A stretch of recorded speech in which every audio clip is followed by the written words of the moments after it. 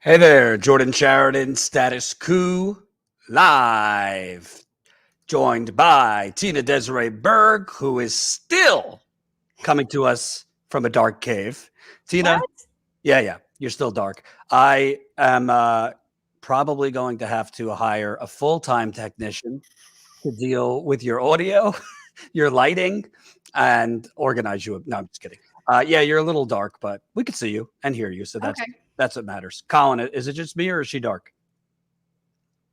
A little dark, but not as bad as before. Okay, that's fine. Well, Tina, actually, it's kind of dark times. It's kind of dark times. I'm doing this on purpose. I'm in my black nihilism phase. Right. And by the way, Tina, we debuted it on Friday, but we have new sound effects. Nice. Let's just go through them. Enough is enough. Yeah, that's good. Enough is enough. Enough is enough. Come on, man. Come on, man. Come on, man. Point is, ladies and gentlemen, that greed, for lack of a better word, is good. But I have to say, we're capitalist. And that's just the way it is. So that's just a few. We're going to add more. We're going to add more. So, Tina, a lot to discuss. I actually wasn't going to discuss this MPP thing today, but I saw Nick Brana and his little cult crew put out, I guess, a response to the woman, Zeynab Day, who has accused him of some pretty bad stuff. She came forward on Friday in an interview with YouTube host Savi. I'm always mispronounced. Savi Sabs or Savi? Yeah. So I wasn't going to even touch it, but they put out a response to the accuser's interview that I happen to have information that debunks. So, hey, we'll do that. We're also sorry, people. We're going to have to burst your COVID is over party a bit later. We're going to have to burst the COVID is over party because the White House COVID czar, whatever his title is, just said, oh, yeah, by the way, it's actually closer to 500,000 cases a day. Right. And this new variant, BA5, I don't know why they can't come up with more cooler names, is bad. And it doesn't matter if you've had the vaccine, if you've had the booster, if you had prior infection, it doesn't really help you not get it. Yeah, they're saying it's pretty resilient. Right. So we'll get into that. And if we have time, I also have an interview with a libertarian who was running in AOC's district. I've interviewed him before, Jonathan Howe, who, just like Matthew Howe and Ho, was screwed in North Carolina running as a Green Party candidate. I've interviewed him too. The Democrats, basically, even though he got enough signatures, the Democrats screwed Matthew Howe off the ballot. Jonathan Howe, sorry, I'm getting confused, also was screwed and his signatures were invalidated. I mean, I'm not a libertarian, so I don't agree with him on everything. However, hang on. So he was a Green Party candidate and then he's running now as no. Two different people. Okay, Matthew Ho is an Afghanistan vet, blew the whistle actually. Okay. And resigned his service. And is running in North Carolina as a Green for Senate. I interviewed him twice, I think. And he got enough signatures by 10,000 more that were required. But Democrats said, hey, there's like 200 that look a little fishy, and got the board to invalidate the whole thing. So that's Matthew Ho. Jonathan Howe is a libertarian candidate running in New York 14, AOC's district. He got enough signatures, but New York fucked him too. So I'm not, to me, it's not about that he's a libertarian. It's about democracy. Right. So I have an interview with him. You can't only talk to only the people you agree with. You have to talk to everybody. Correct. I mean, it benefits us to hear everybody's opinion. In my opinion, I think that's important. So, and real quick, a few public service announcements because before we got into the movement for a Brana party, hitting the road next week. I've put out a few times in your hazmat suit. In my hazmat suit. Hitting the road next week. I've put out a few times. Send me your stories, but you folks are slacking. If you live in the Northeast, if you live in the Midwest, let's say roughly Pennsylvania, Ohio, Kentucky, West Virginia, possibly Michigan, email us, info@statuscoup.com. We want to speak to the people. Inflation, how are you dealing with it? High gas prices, high food, high electric, high rent, high mortgages, high everything. Obviously, economic pain translates, Tina, depression, anxiety, marital problems, alcoholism, you name it. Doesn't have to be just inflation, because a lot of people were fucked before inflation. Right. So email us your story, because we want to interview you on the road, Colin and I. info@statuscoup.com. One woman in Illinois sent me an amazing story today. I don't know if we're going to be going through Illinois. So I said, well, why don't I interview you at least remotely tomorrow? So I'll interview her tomorrow. So email me. Also, Tina, I announced that I'm going to be taking some time off in the fall. I just started my book outline.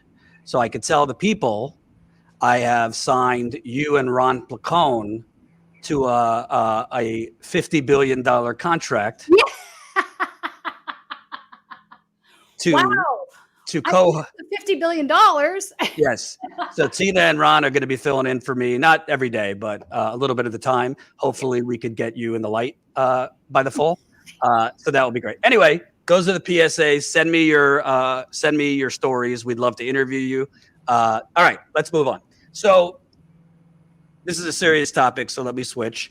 My reporting, Tina, which you and I have discussed about Movement for a People's Party, was not about the specific allegations that now that she has gone forward, I could say her name. Her name is Zeynab Day. I think she goes by Zayna.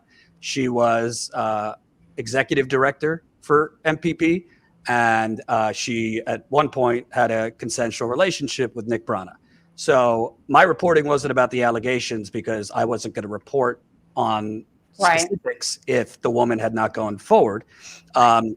So my report was basically on they purged half of their board, who was calling for a meeting to discuss an investigation that by information I had, Brana was doing everything to sabotage. So I didn't say he was guilty. I didn't name the woman, et cetera, et cetera. And, you know, it was up to her if she wanted to go forward at her own pace. And she decided to go forward and interviewed with Sabi Sabs on Friday. I'm not going to play the whole thing, but here's just a part of it. It is pretty emotional, so trigger warning. And she details just some of what she claims happens. Here we go. So on November 17th, I ended the relationship. And it was because, 4 days before, my daughter literally picked up my phone and she said, you don't have to talk to him, Mom. You can just hang up. And I told her, it came out of my mouth. I said, I need to keep my job. Then I realized that was I was letting her know that it was okay to be abused, to keep your job. And that wasn't okay anymore. And she told me, she's 12, and she told me, she said, no matter what, Mom will be okay. And she's stronger than me. So I ended up ending the relationship because I wasn't happy. It was toxic. So what ended up happening after the relationship ended is we tried to maintain. I sent him a text and I said, I want things to be professional from here on out. I want to end this relationship.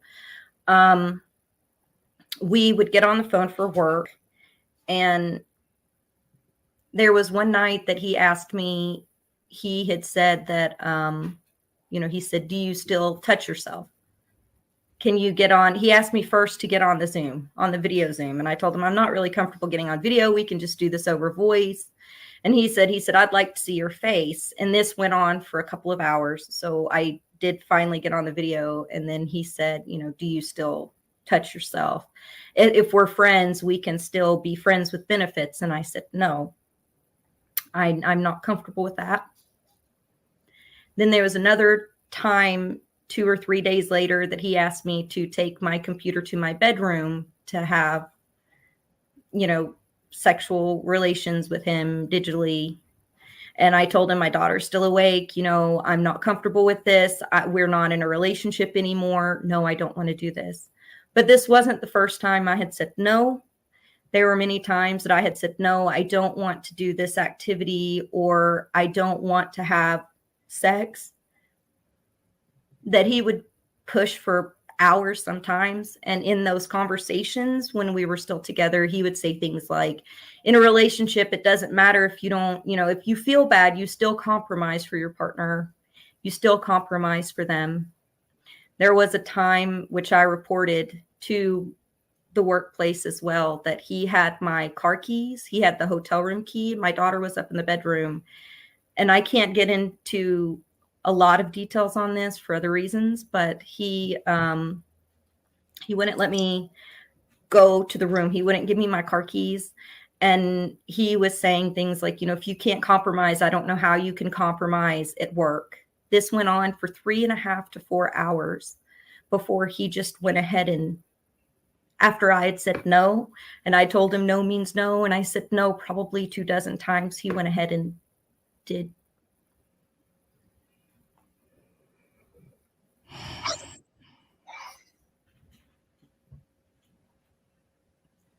And afterwards he said, thank you for compromise.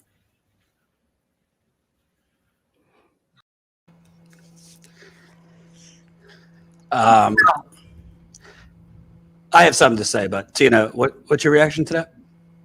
I'm stunned. That's bad. This is just so you know, this is the first time I'm hearing this. I hadn't heard this interview. What does he mean compromise? That's just insane. Well, can I just add something, Tina? Yeah. You know, I'm just going to address the elephant in the room. Obviously, I was accused of things about 5 years ago. It wasn't true. And at that time, I'm talking like this was like, you know, in the 20th century. At that time, it was the beginning of the Me Too movement, and any man was just guilty by tweet. Nobody looked into the facts. You were just guilty, right? In my case, I actually had 2 eyewitnesses who were there that night who came forward saying that the woman making the accusation against me was lying. Because usually it is a he said, she said kind of thing, right? You know, in my experience, I'm kind of biased because I don't think any accusation people should just automatically believe it. With that said, I say I want to look at the facts, not just of the accusations, but of the person being accused. And in my reporting, Nick, Brana, and MPP have repeatedly lied. Not discussing her specific accusations. I wasn't there, but he has repeatedly lied. And just watching her, you know, just to the eye test, it seems she's credible. So again, he's being accused. He denies it, but she seems very traumatized by what she's saying happened. Oh, she clearly is. Most of the time, women don't lie about these things. The lying is the exception to the rule. So let me just say this as a woman. At the start of the Me Too movement, that is what drove that, honestly, is because for years and decades, women have been tired of being put on trial every time we try to express the issues that we've had in the workplace when it comes to sexual harassment. So, you know, the pendulum sometimes swings to extremes, right? I know in your particular case, this is before, let me just say this is before I knew you. I had seen these DMs, so I knew that this girl was lying. But initially when I heard her story. By the way, can I just say? Yeah. Because to this day, I still get a few people calling me a rapist on the internet. I never released those DMs. No, you did not. Somebody else sent them to me. But, and again, this was before I had ever met Jordan, so people know this. So, but initially I did believe her story. Then I saw the DMs. I'm like, oh, that's bad. This is terrible. Like, to lie like that, it discredits all the women that are telling the truth. And the majority of women are telling the truth. Right. So, but it's clear to me, like, my thing, compromise, like if your partner, and again, they weren't partners anymore, so he had no right to even pressure her in that capacity. But how selfish are you if you're telling this person that is the one that's in need of a compromise in that moment that you're the one that needs to compromise? I mean, that just comes across as completely self-absorbed and narcissistic. Well, also, before getting to the lies, because I've reported proving he's lied, and he keeps putting out the same sentence, the same statement that has already been debunked. If what she's saying is true, which again, I find her credible, that he was withholding her keys for certain acts, I mean, it's unacceptable. The other thing also, and this would be acceptable if you were actually in a relationship. If you were in a relationship and a guy does that to you, totally unacceptable behavior. Right. But the fact that they were just in a working relationship at that point does make this, this is not acceptable. And also, Tina, I'll leave it at this because I'm not going to go forward with the specifics. But why I mentioned my situation and the fact that there were 2 eyewitnesses is because normally it is he said, she said. I am aware, and I believe she will be saying something, that Paula Jean Swearingen witnessed one of these incidents. I'll leave it at that. That's for Paula Jean to discuss. Yeah. But I got permission from Paula Jean to state she witnessed one of these incidents where Zeynab is saying that Nick, it went beyond harassment. The other thing, not in this clip, but in other parts of the interview, she's describing coercion. She's describing that Brana is basically dangling her job. That, if you can't compromise here in our personal relationship, then you can't compromise, then I don't know if we could compromise his work. So that goes beyond just physical harassment or assault. That is emotional abuse. Oh, absolutely it is. Right. Also, I doubt that the attorney would have offered up the money he did if he didn't think there was a problem there, because that was an exchange for her to not say anything. Oh, we'll get into that. That. So the last thing I'll say before we get to Brana and MPP's response, which took them 2 days, because when you're lying, you have to really take time to come up with your lies. I've learned through my travels. The last thing I'll say is, Brana's whole thing, and I actually spoke with a friend of mine about this who was abused. Brana seems his whole thing has been, there's no screenshots proving this. There's no emails proving this. There's no text messages proving this.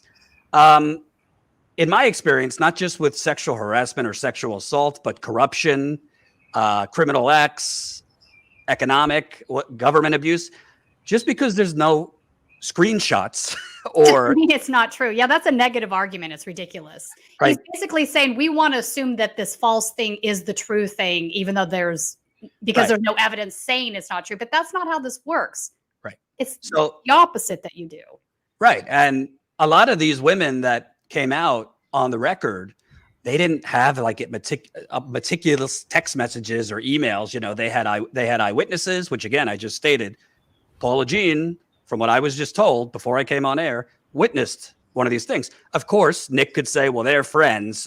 But at the end of the day, when there's smoke and another person is coming forward, then you have to start saying, is Paula Jean lying? So why I find her, besides that I find her credible just because as a job, I kind of study people and whether they're lying or not, I find her credible, but I also find her credible because it has been pretty easy for me to just debunk multiple lies of Nick Brana.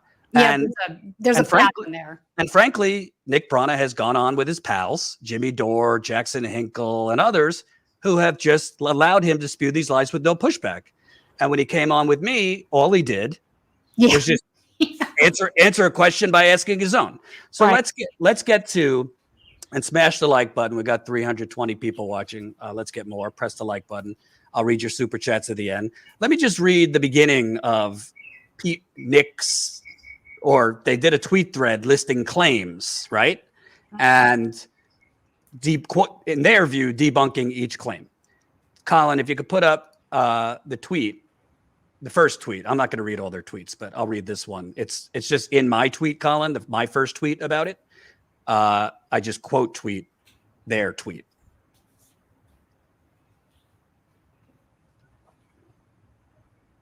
So in that long thread, it's the first tweet.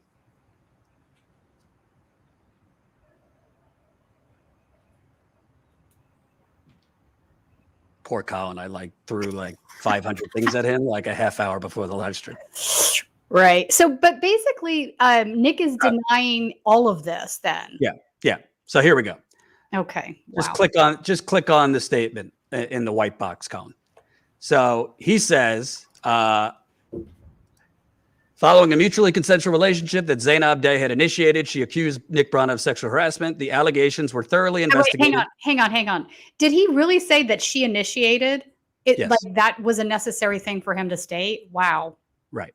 She accused Nick Brana, which, by the way, she contests. She said that he told her. But the fact, even if it was true, the fact that he felt compelled to say that at this point is pretty messed up, in my opinion. Yeah. She accused Nick Brana of sexual harassment. The allegations were thoroughly investigated by a special committee of the board, which determined that they were unsubstantiated and politically motivated. So that's all I need to read, Tina. Yeah, that's not true. You want to know how I know? Colin, let's play the audio. I mean, this was sent to me last week. And by the way, a lot of the things on this thread I had for a while. I'm working on a Flint story. I'm working on a lot of stories and I just couldn't get to it. But Sabi Sabs played this on her show Friday. And Zeynab recorded the conversation. This is 2 MPP board members in February after 5 board members were purged on the phone with Zeynab, reading to her the results of the investigation that Nick Brana claimed were found. Her accusations were unsubstantiated. There was no merit, and it was politically motivated as part of some coup attempt. This is them reading to the accuser, the woman who accused him, what they were recommending, i.e. punishments for Nick. If we could play that.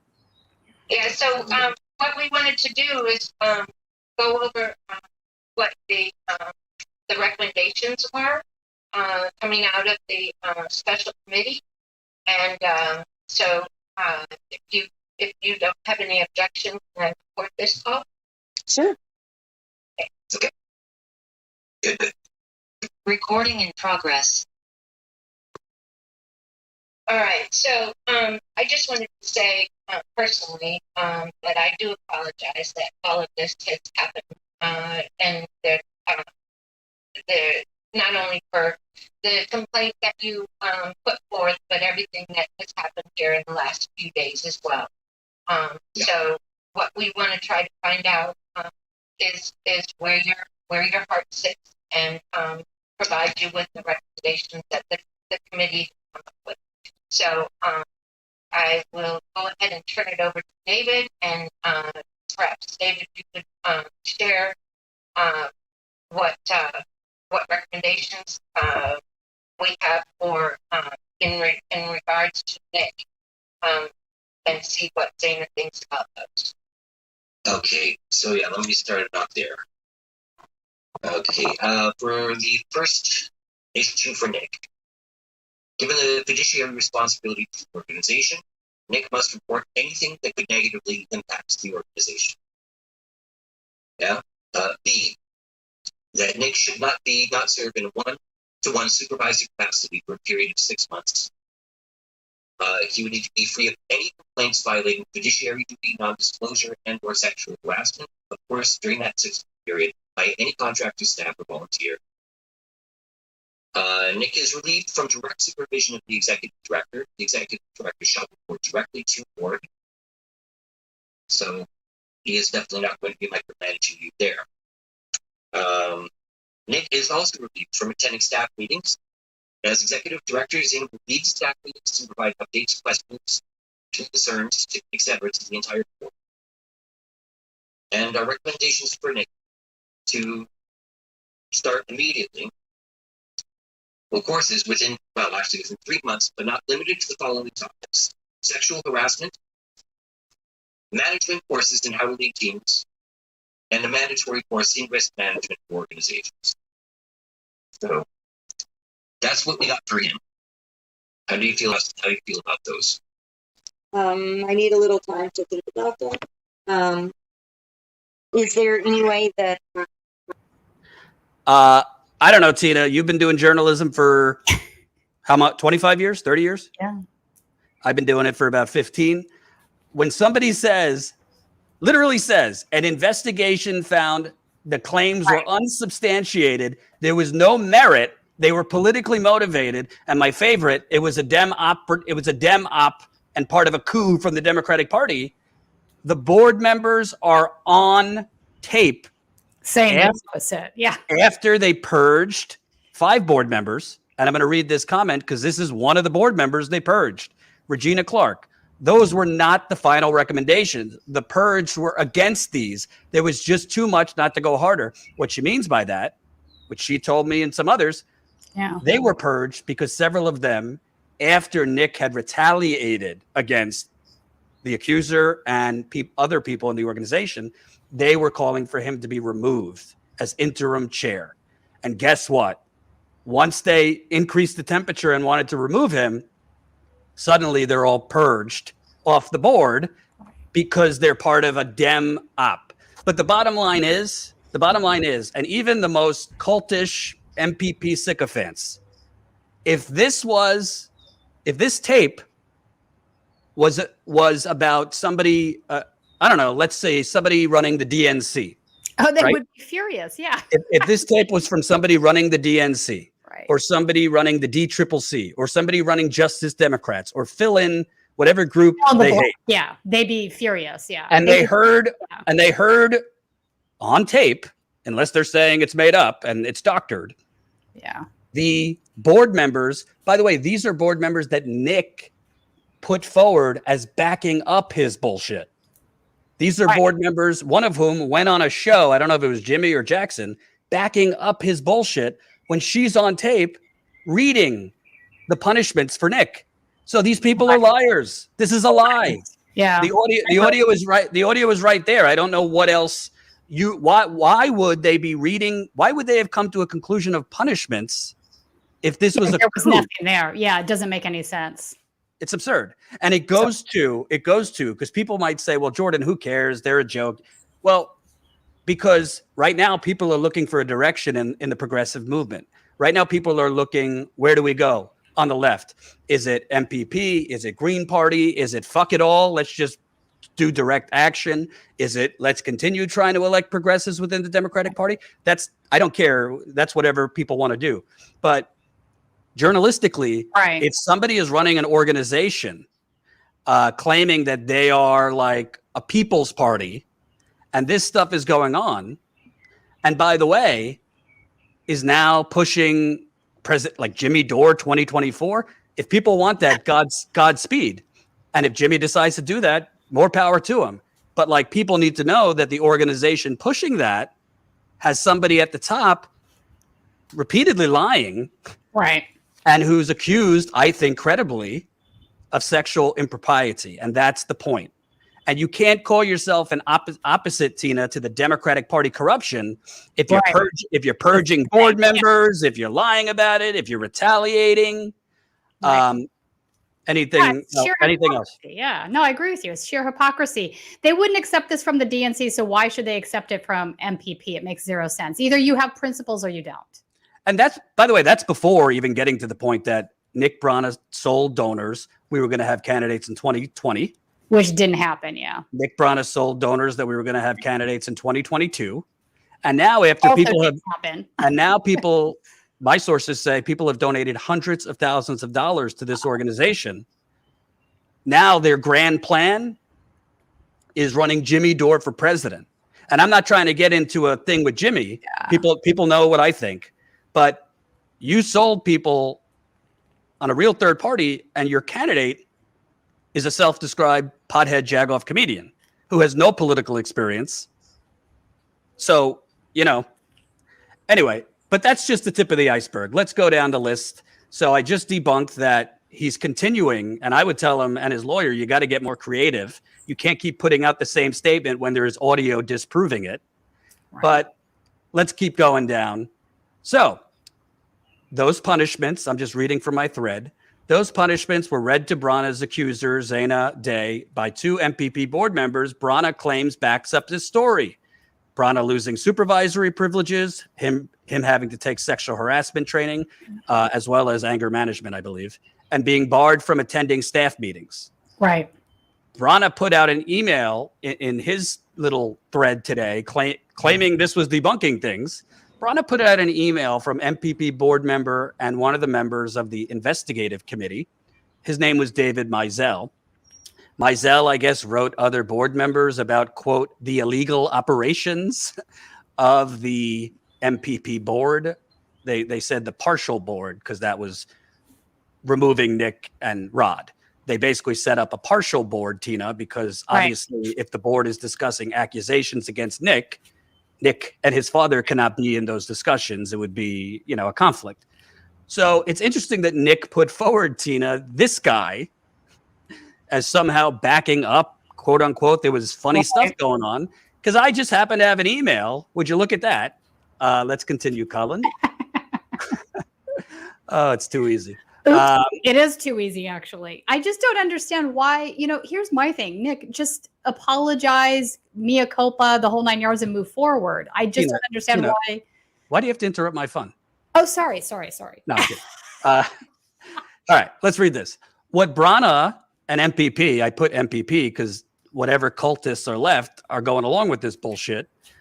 What they left out, as a member of the investigative committee, Brana, in the committee investigating Brana, David Mizell was leaking information to Brana to the point that MPP's board asked board member Michelle Ramirez, who seems to be a Brana cultist, to ask Mizell to resign from the committee. Here's the email, folks. Right. This is why it's just too easy. Yeah. Michelle Ramirez. This is January 24th to Todd, Thomas, MPP, David. These are all board members. I'm reporting back using this email thread so that John could also hear the results of my conversation with David M. I spoke to David M. and asked if he would be willing to step down from the special committee.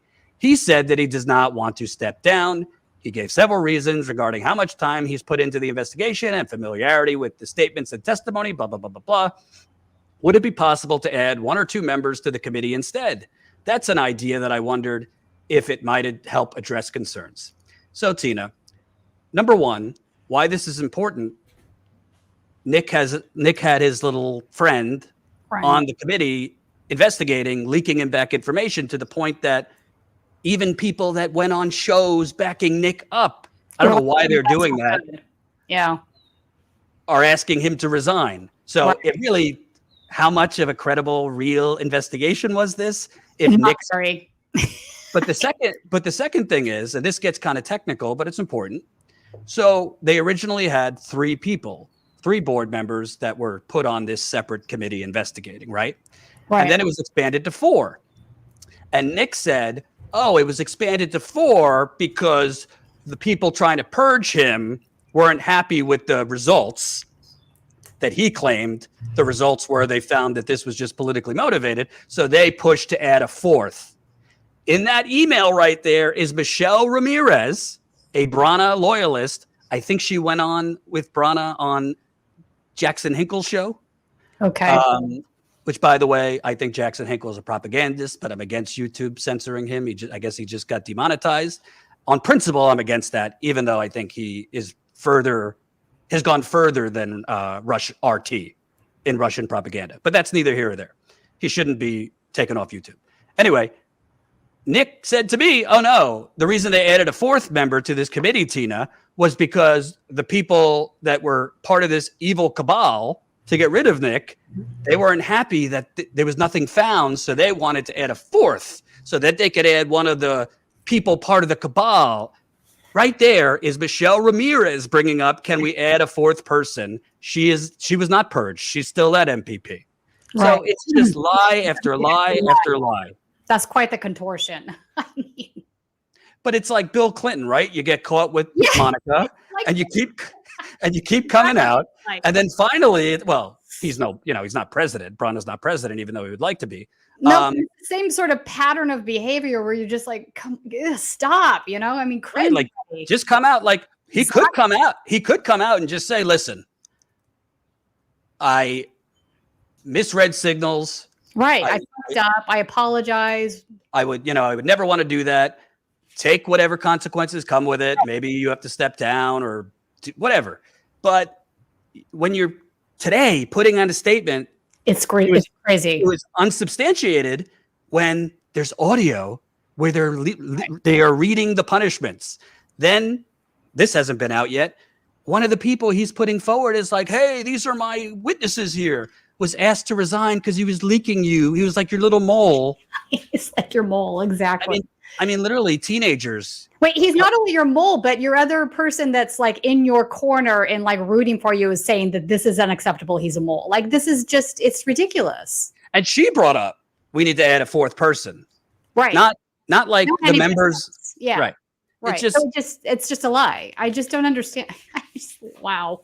But there's more. There's more. Sorry, folks. We'll be moving on soon. All right. So then, and as I pointed out, so the very people Brana parades forward as backing up his ridiculous lies were his pal David Mizell, who was leaking info to him and refused to step down. By the way, he refused to step down. Ramirez, who asked Mizell to step down. But then there's Ramirez and David Mizell are also on tape confirming that they know MPP's general counsel, John Branson, offered Zeynab a $15,000 bonus in exchange for, quote, making the board comfortable she won't go public with her accusations. Ramirez said that's just lawyers doing as they do. Colin, can we play that? That's, oh, wow. Yeah. And then we can just kind of go over what you had today. Yes. Because I read your report.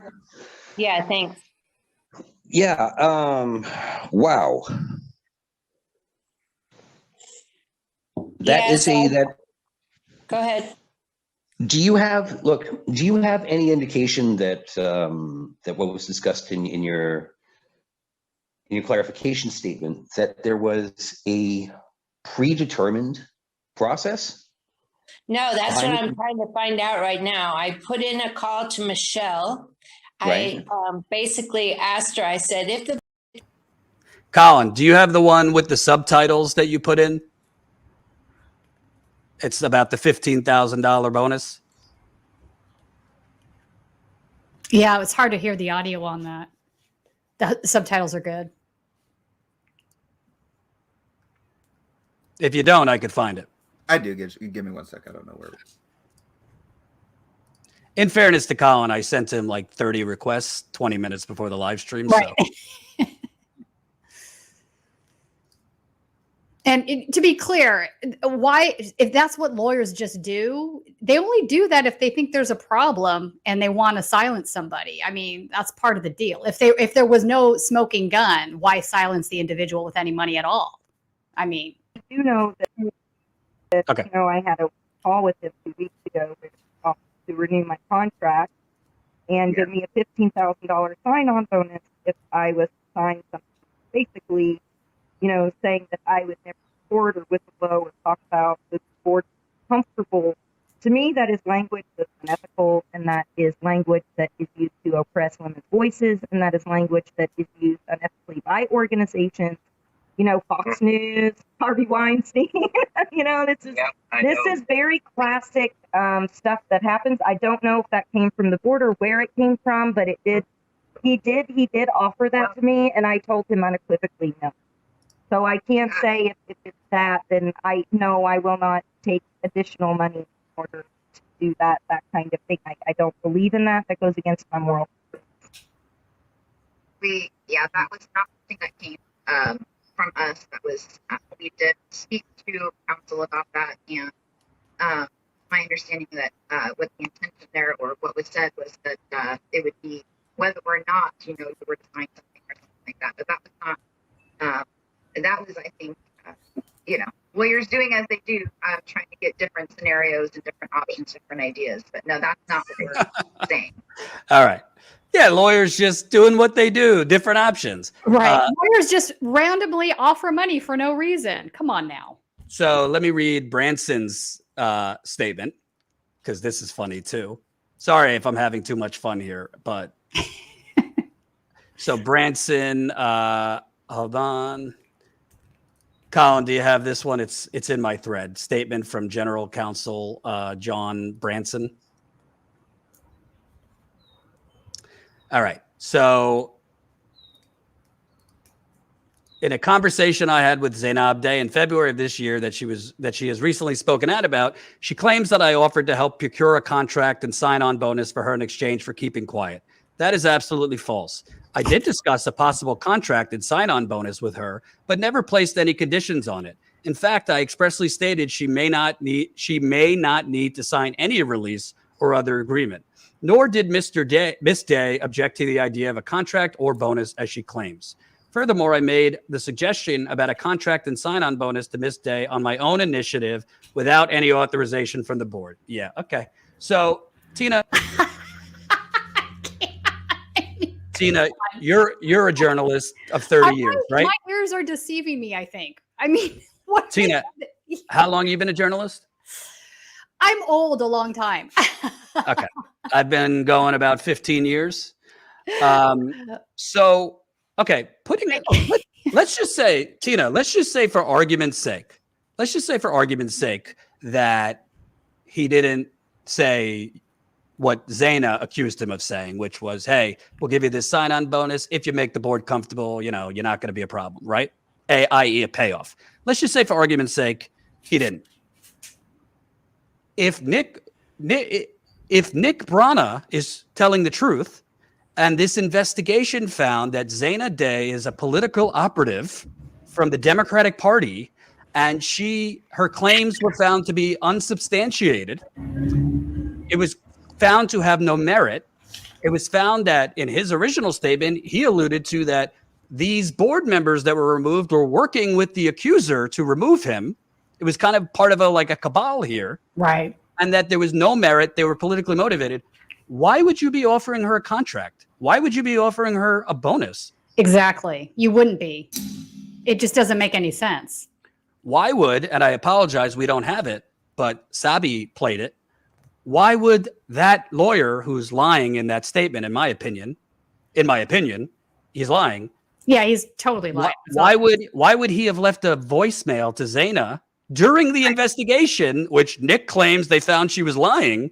Why would he have left a voicemail to her saying, you're the leader of the movement, but Nick is the leader of the party? Almost like he's really frail. So like his ego is very, very, very tight. So we got to let him think, let him be the face of the party, which by the way, isn't a party. It's an organization. Right.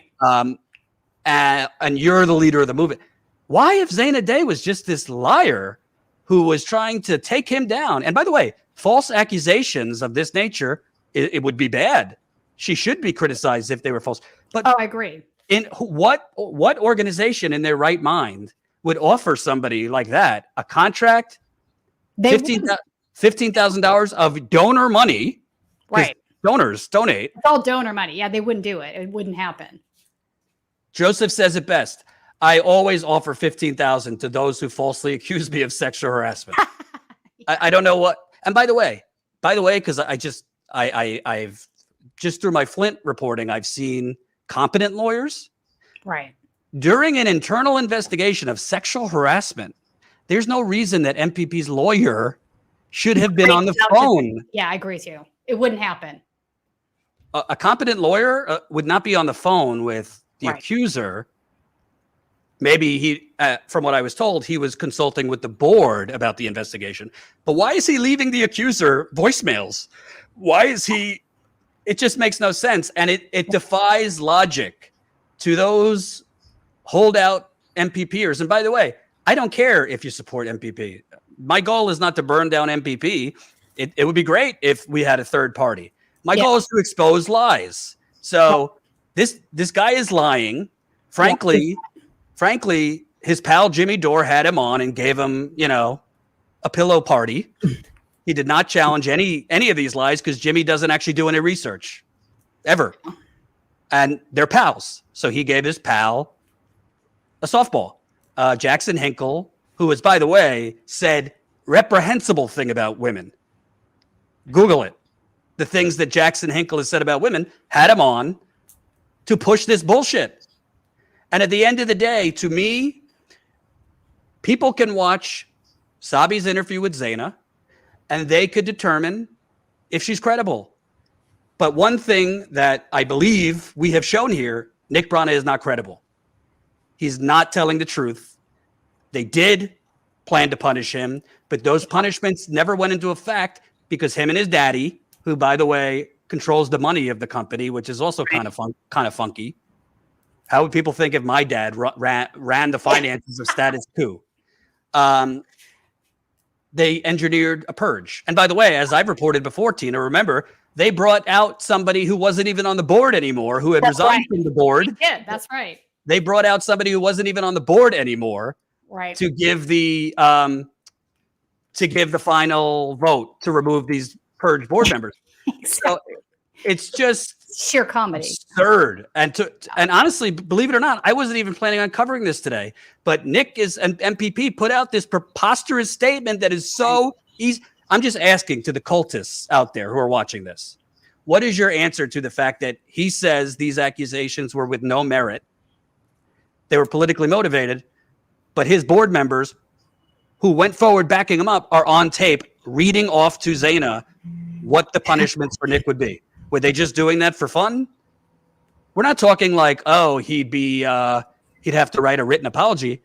Right. He'd lose his supervisory capacity, be barred from staff meetings, sexual harassment training, having to report any complaint. But how are you going to be chair of an organization if you can't supervise anyone? Right. How are you going to be chair of an organization if you can't attend staff meetings? Right. There's just two more, and then we're going to get to the our friend Justin Feldman. All right. Sorry, it's a lot to document, but these things are important, Tina, because there's a lot of grifters in the progressive movement. Or excuse me, they don't call themselves progressives anymore. They're populists, right? I mean, I thought it was really weird flex also that they called those two he said in his thread, liberal board members, like he felt the need to qualify these board members as liberals, which I thought was really strange. It's crazy. Colin, let's move on the thread. There's another woman. I think she went on Jackson Hinkle's show with Nick. I don't know. I don't know if it was Jackson Hinkle's show or Jimmy's show. Her name is Elise Mizell. She's in Florida. I think they're trying to run her as like the first candidate in Florida.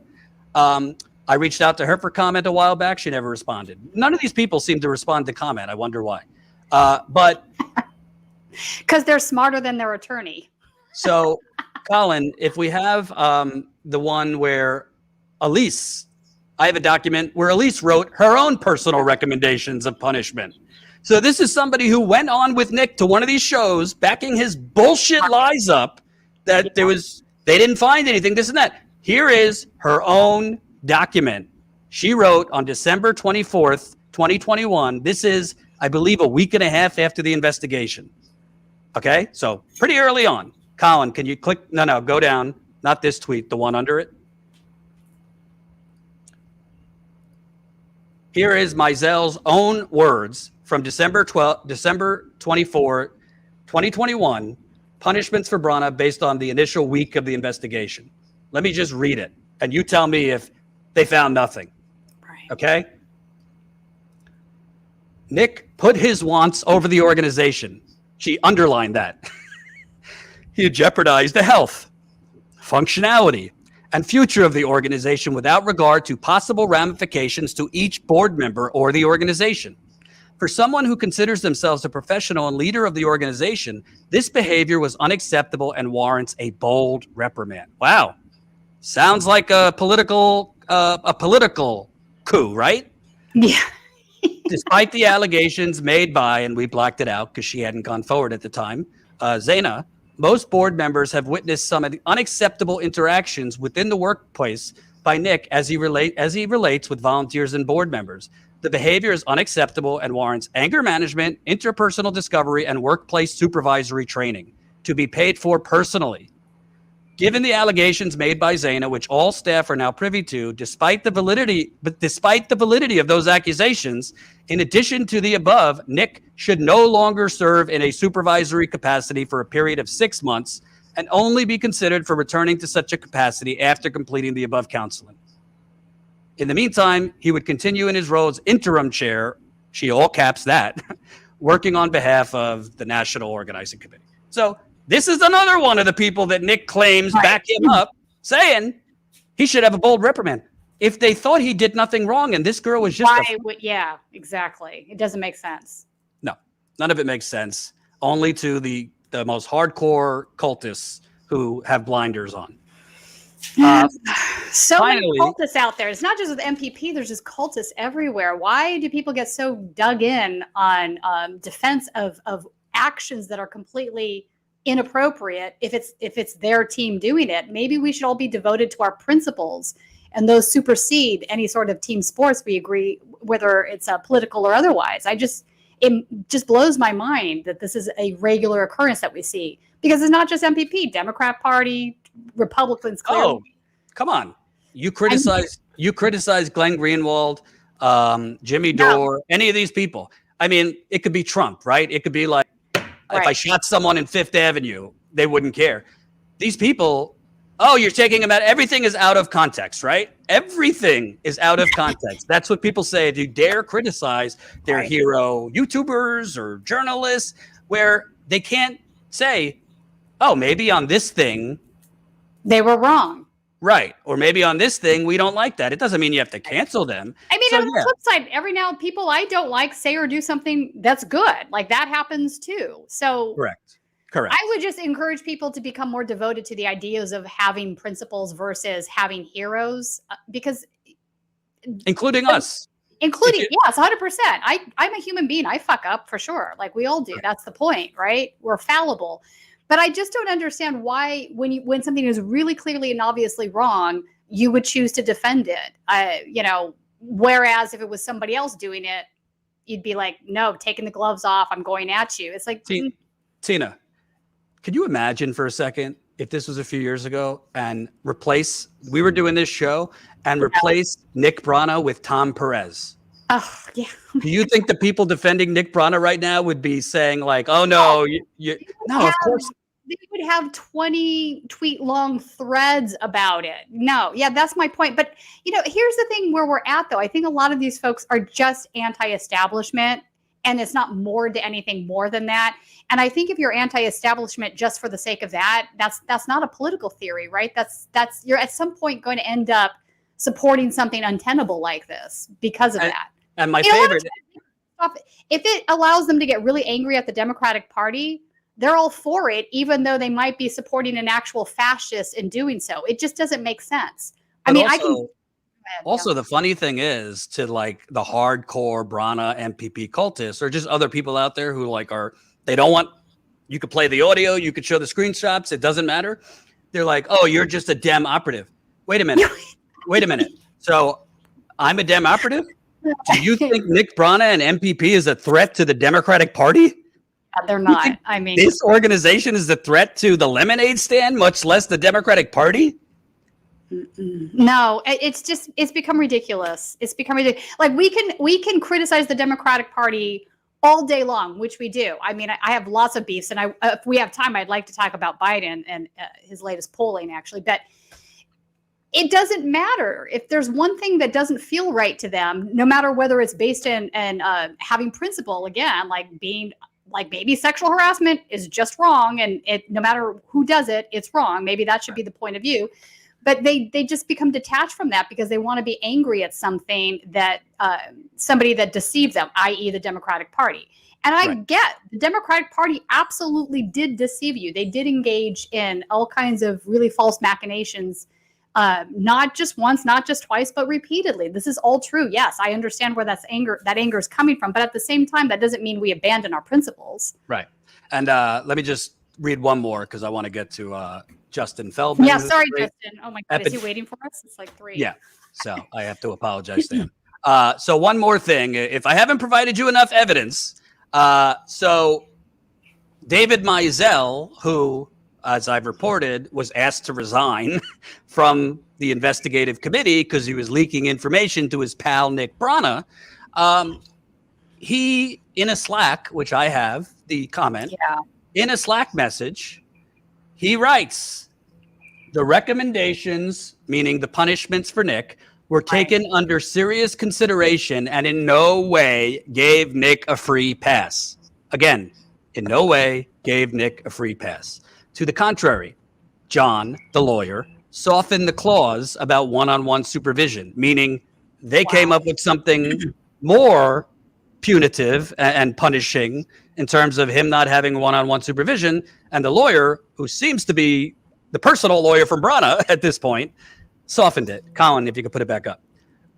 So that's why would Nick not be getting a free pass if he didn't do anything wrong? Makes no sense.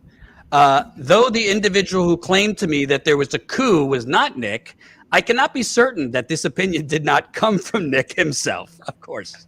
Honestly, I took it with a grain of salt and did not see the relevance to the investigation at hand.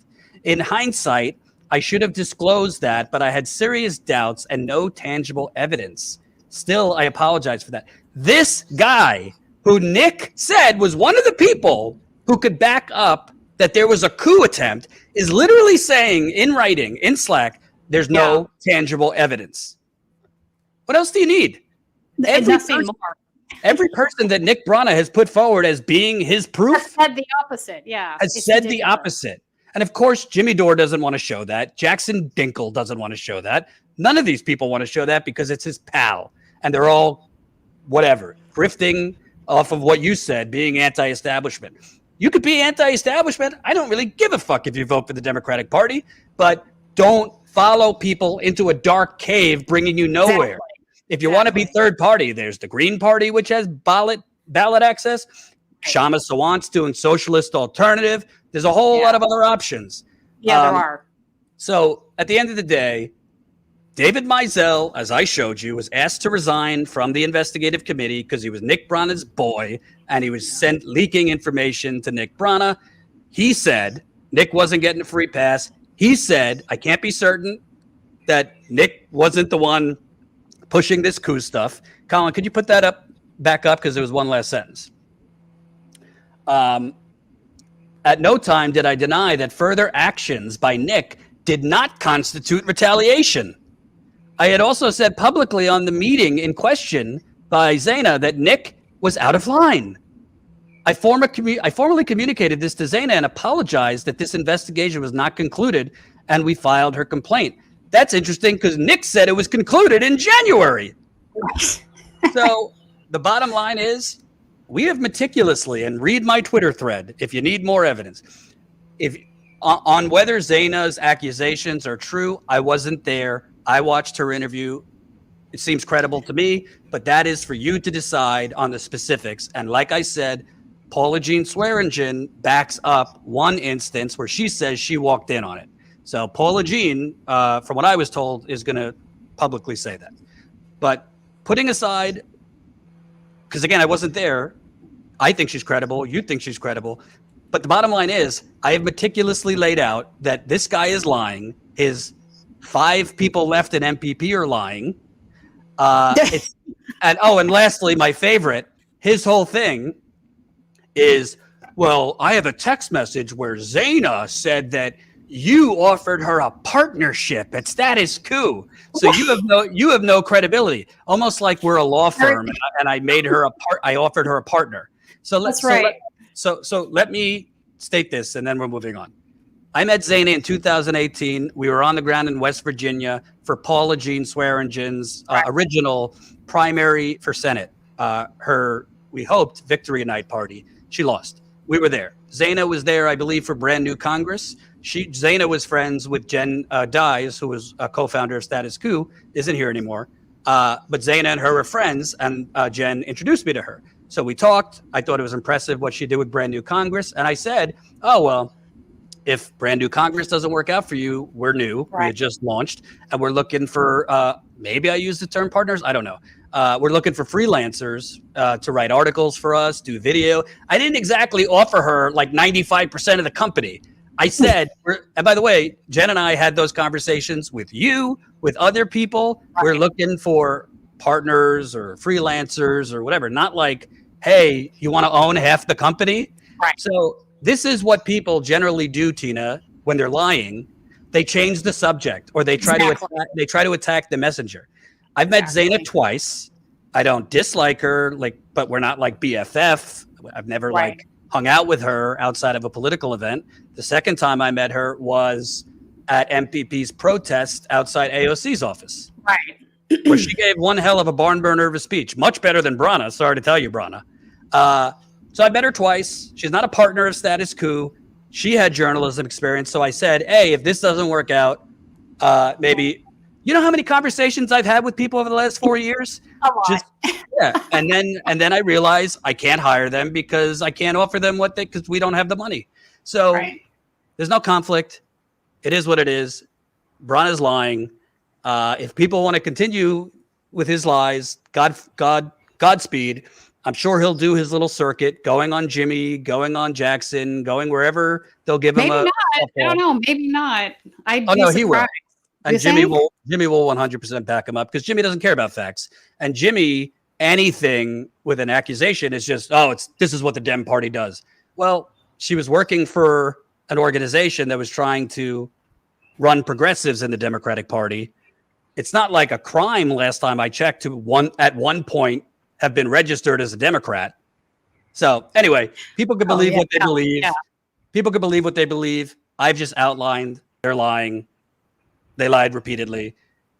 Those people, by the way, I had reached out to for comment a while ago. They didn't respond because when you catch someone with their hand in the cookie jar, what the hell are they going to say? Only Nick Brana doubles down once he's been caught. Yeah, now, it's bad. On to a much more important topic. Sorry you had to wait, Justin. No worries. Joining us now is Justin Feldman. Justin is let me get the title right so I don't insult you. You're an epidemiologist of social inequality and state violence and a health and human rights fellow at Harvard. So you're kind of accomplished. And I wanted to have you on knowing I'd get pushback because there's a certain swath of the population that's triggered if you dare suggest COVID is still a thing. It's still a thing. But Colin, can we show this? I had tweeted this with an article. This was the White House czar. Hold on. Oh, of course I didn't put it in the live stream doc. Let me find it. 1 second. It's the New York Times article, I believe. Is it? No, I thought it was. No. No. This is what happens when you're unorganized and doing 500 things. Give me 1 second. Here we go. Colin, I'm sending this to you now. So over the weekend, the White House COVID advisor, let me make sure I get his name right. Ashish Jha said, well, actually, it's not 100,000 or so cases every day. It's probably closer to like 400 to 500,000 cases. And, by the way, if you had Omicron before, that's not going to stop you from getting this new variant, BA5. By the way, if you've had 2 vaccines or boosters, that's not going to stop it. That's not going to stop you. So far, I don't know. You tell us. We don't know yet the ramifications. We know it's the most contagious. Do we know if it's more virulent? Yeah. Let me back up just to kind of summarize where we are this year with COVID, because I think it's so confusing to so many people right now. We started the year 2022 at sort of the peak of a wave of the first Omicron subvariant. So there are variants. You might have heard of Alpha, Delta, Omicron now. And then within the Omicron family, there are some subvariants. So the first one hit around December of last year. The deaths peaked around January, February, and that wave killed something like 150 to 200,000 people. And then people started kind of acting like COVID was over, if they weren't before, with a lot of encouragement from government, including from CDC. But it's still here. The lowest death toll we got was around 300 deaths per day, which if that were sustained over the course of a year, would still be 100,000 extra deaths. And that's the lowest we were at. So it looks like things are going. Can I just push back on that? Can I just push back on that real quick, and you could correct me? I read that the White House hospitals in agreement with the White House, kind of changed the definition of what a COVID patient was, meaning I don't basically they changed the definition to basically lower the hospital count. I don't know if that's true or not, because people are looking right now at 300, which is kind of mind numbing that that's normal now. But is it possible, since they might have changed or rearranged what the definition of a COVID patient is, that there's more deaths that are not being counted as COVID patients? Yeah, so there's been all sorts of messing around, I'd say, with different kinds of data, whether it's case data, hospitalizations, or deaths. Deaths are still the most reliable kind of data we have. That definition changed in one system. So I don't want to delve into it too much because it gets really into the nitty gritty of how the deaths get reported. The death count is still pretty accurate. There's always been some level of undercounting. The last time CDC estimated, they thought deaths were about 30% higher than actually reported. So maybe it's 300 deaths a day is actually 400 deaths a day. And that was kind of the lowest. So now it seems to be going up again with this latest. We got that huge wave that ended early in the year. We got a smaller wave of the BA.2 subvariants. And now we have a third wave this year, the BA.5 subvariant. And what these subvariants are doing is kind of sneaking past your prior immunity, so you get infected again. And even if you've been infected before, even if you're vaccinated, vaccine will protect you somewhat from the symptoms. It will keep you out of the hospital, most likely. It'll make sure you don't die, most likely. It's very good to get vaccinated. If you were previously infected, you probably have some protection. But some people who have been infected before will have severe disease again. And once you're looking at a population like the US of 330 million people, that adds up to a lot of people. So we don't know how bad BA.5 will be. We don't know how severe it is compared to earlier Omicron variants. And we don't know where the peak will be. But it's most of the country, transmission is really bad right now and getting worse. Now, Tina, you have any questions? I do. It is getting worse, and I'm noticing people are not wearing masks anymore. I still wear mine out, and I look around the room and I see I'm the only person wearing a mask with regularity. But I wanted to ask you, so even though it might not protect you from getting COVID, it will prevent you from having serious disease, dying, death, whatever. So for the booster, somebody was mentioning to me that if you had, for example, been given originally the Pfizer, that maybe you should get your second booster of Moderna, that might offer more protection. Is that true or false? Yeah, so there was this idea earlier on that mixing and matching different brands would provide additional protection. What's turned out to be the case, at least according to the most recent studies I've looked at, is just overall Moderna's better, probably because they give you the dosage is higher.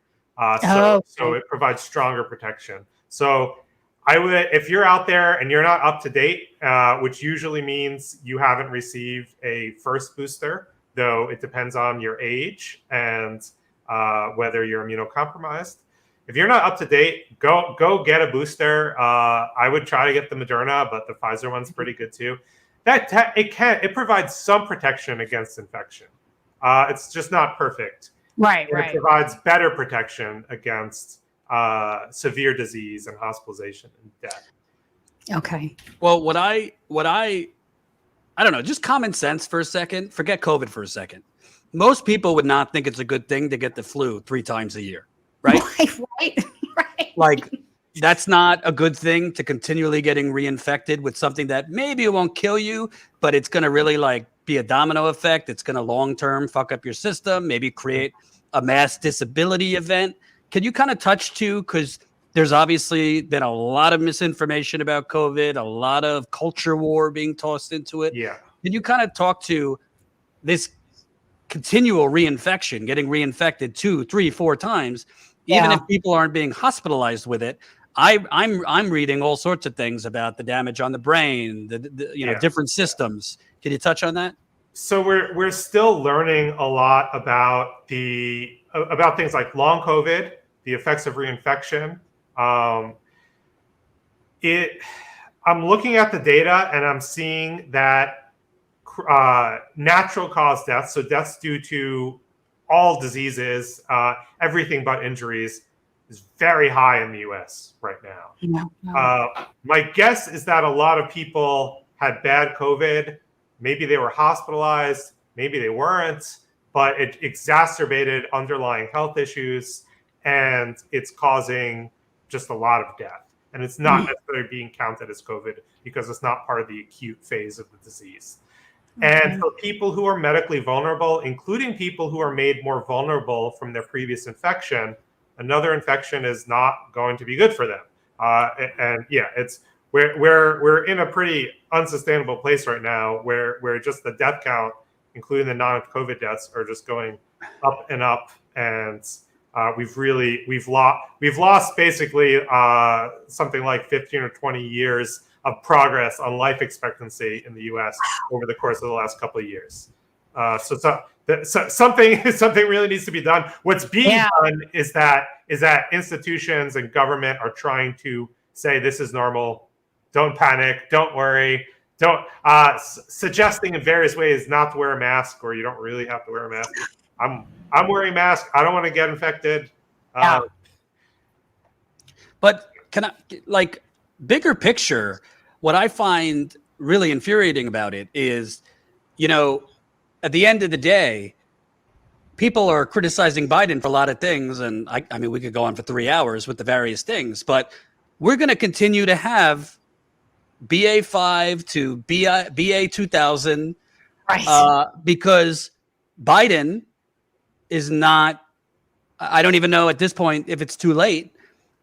There's no protests outside the White House. Why are we not taking over these patents from Moderna and Pfizer? And that should have been the number one thing, to share these vaccines. Sure, there's conspiracy theorists that, you know, they're really putting in monkey chips or something into the vaccine, but we're going to continue having variants for forever. How long? No, maybe it's they'll the 5G cell towers. Get it right, Jordan.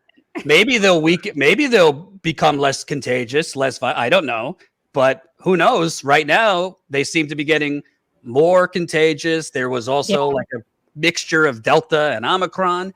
And that to me is the biggest sin, that Ralph Nader said Biden absolutely has the emergency powers to declare a public health emergency, seize the patents, and get this all around the country. We're giving $90 billion to Ukraine every 5 minutes. I'm not trying to change the subject, but why is that not being done, besides political corruption and servitude to big pharma? Yeah, but these variants can develop halfway around the world, especially in areas of low vaccination. A single person can harbor a latent infection for months, and all that replication makes development of variants more likely. And then, because we're such an interconnected world, can come to the US within days or weeks. And you have an entire continent, basically most of Africa, where vaccination rates are extremely low. And you have a lot of the global south where even if they have vaccinations, they're often the less efficacious ones. So not mRNA-based vaccines. But Johnson & Johnson. Okay. Yeah. And AstraZeneca, and like various, China, their vaccines are a bit lower quality, but most of the vaccines in the global south, I think, are the Sinopharm vaccines and the other Chinese manufactured vaccines. Because of the failures of the US to take over the intellectual property, including of the Moderna vaccine that the US government helped invent and has claimed to. Yeah. And people have become billionaires at Moderna newly, purely as a result of these vaccines. Yeah. We don't need more billionaires. No, we don't. It can be 100 millionaires. I don't know. But these vaccines should be free and distributed to a lot of the world. And not just that, but there are plans to move experts, send them on trips to facilities around the world where they can manufacture mRNA vaccines already. and help teach them how to manufacture these vaccines. And that has not happened. No, and it's crazy because it is taxpayer money that funded this, and we should have a stake at the table. The fact that we've gone so far down this rabbit hole is amazing to me, and there should be anger about this. Meanwhile, instead, you have conspiracy theorists, coming up with all the reasons why you shouldn't get vaccinated. And it kills me because a part of that, what's driving the misinformation and the conspiracy theory beliefs, is a distrust of government, is a distrust of the capitalist system, the regulatory capture that we're talking about. So if anything, it would also address the reasons behind what's driving these conspiracy theories, I think, in a way. Yeah, totally. I think a lot of people make these populist arguments in the course of arguing against vaccines altogether. But if you actually analyze like who has power, what's going on here, I would say vaccines, especially these vaccines, mRNA vaccines for COVID, they are so powerful. They have their limitations, but they're so powerful at saving lives with really minimal side effects.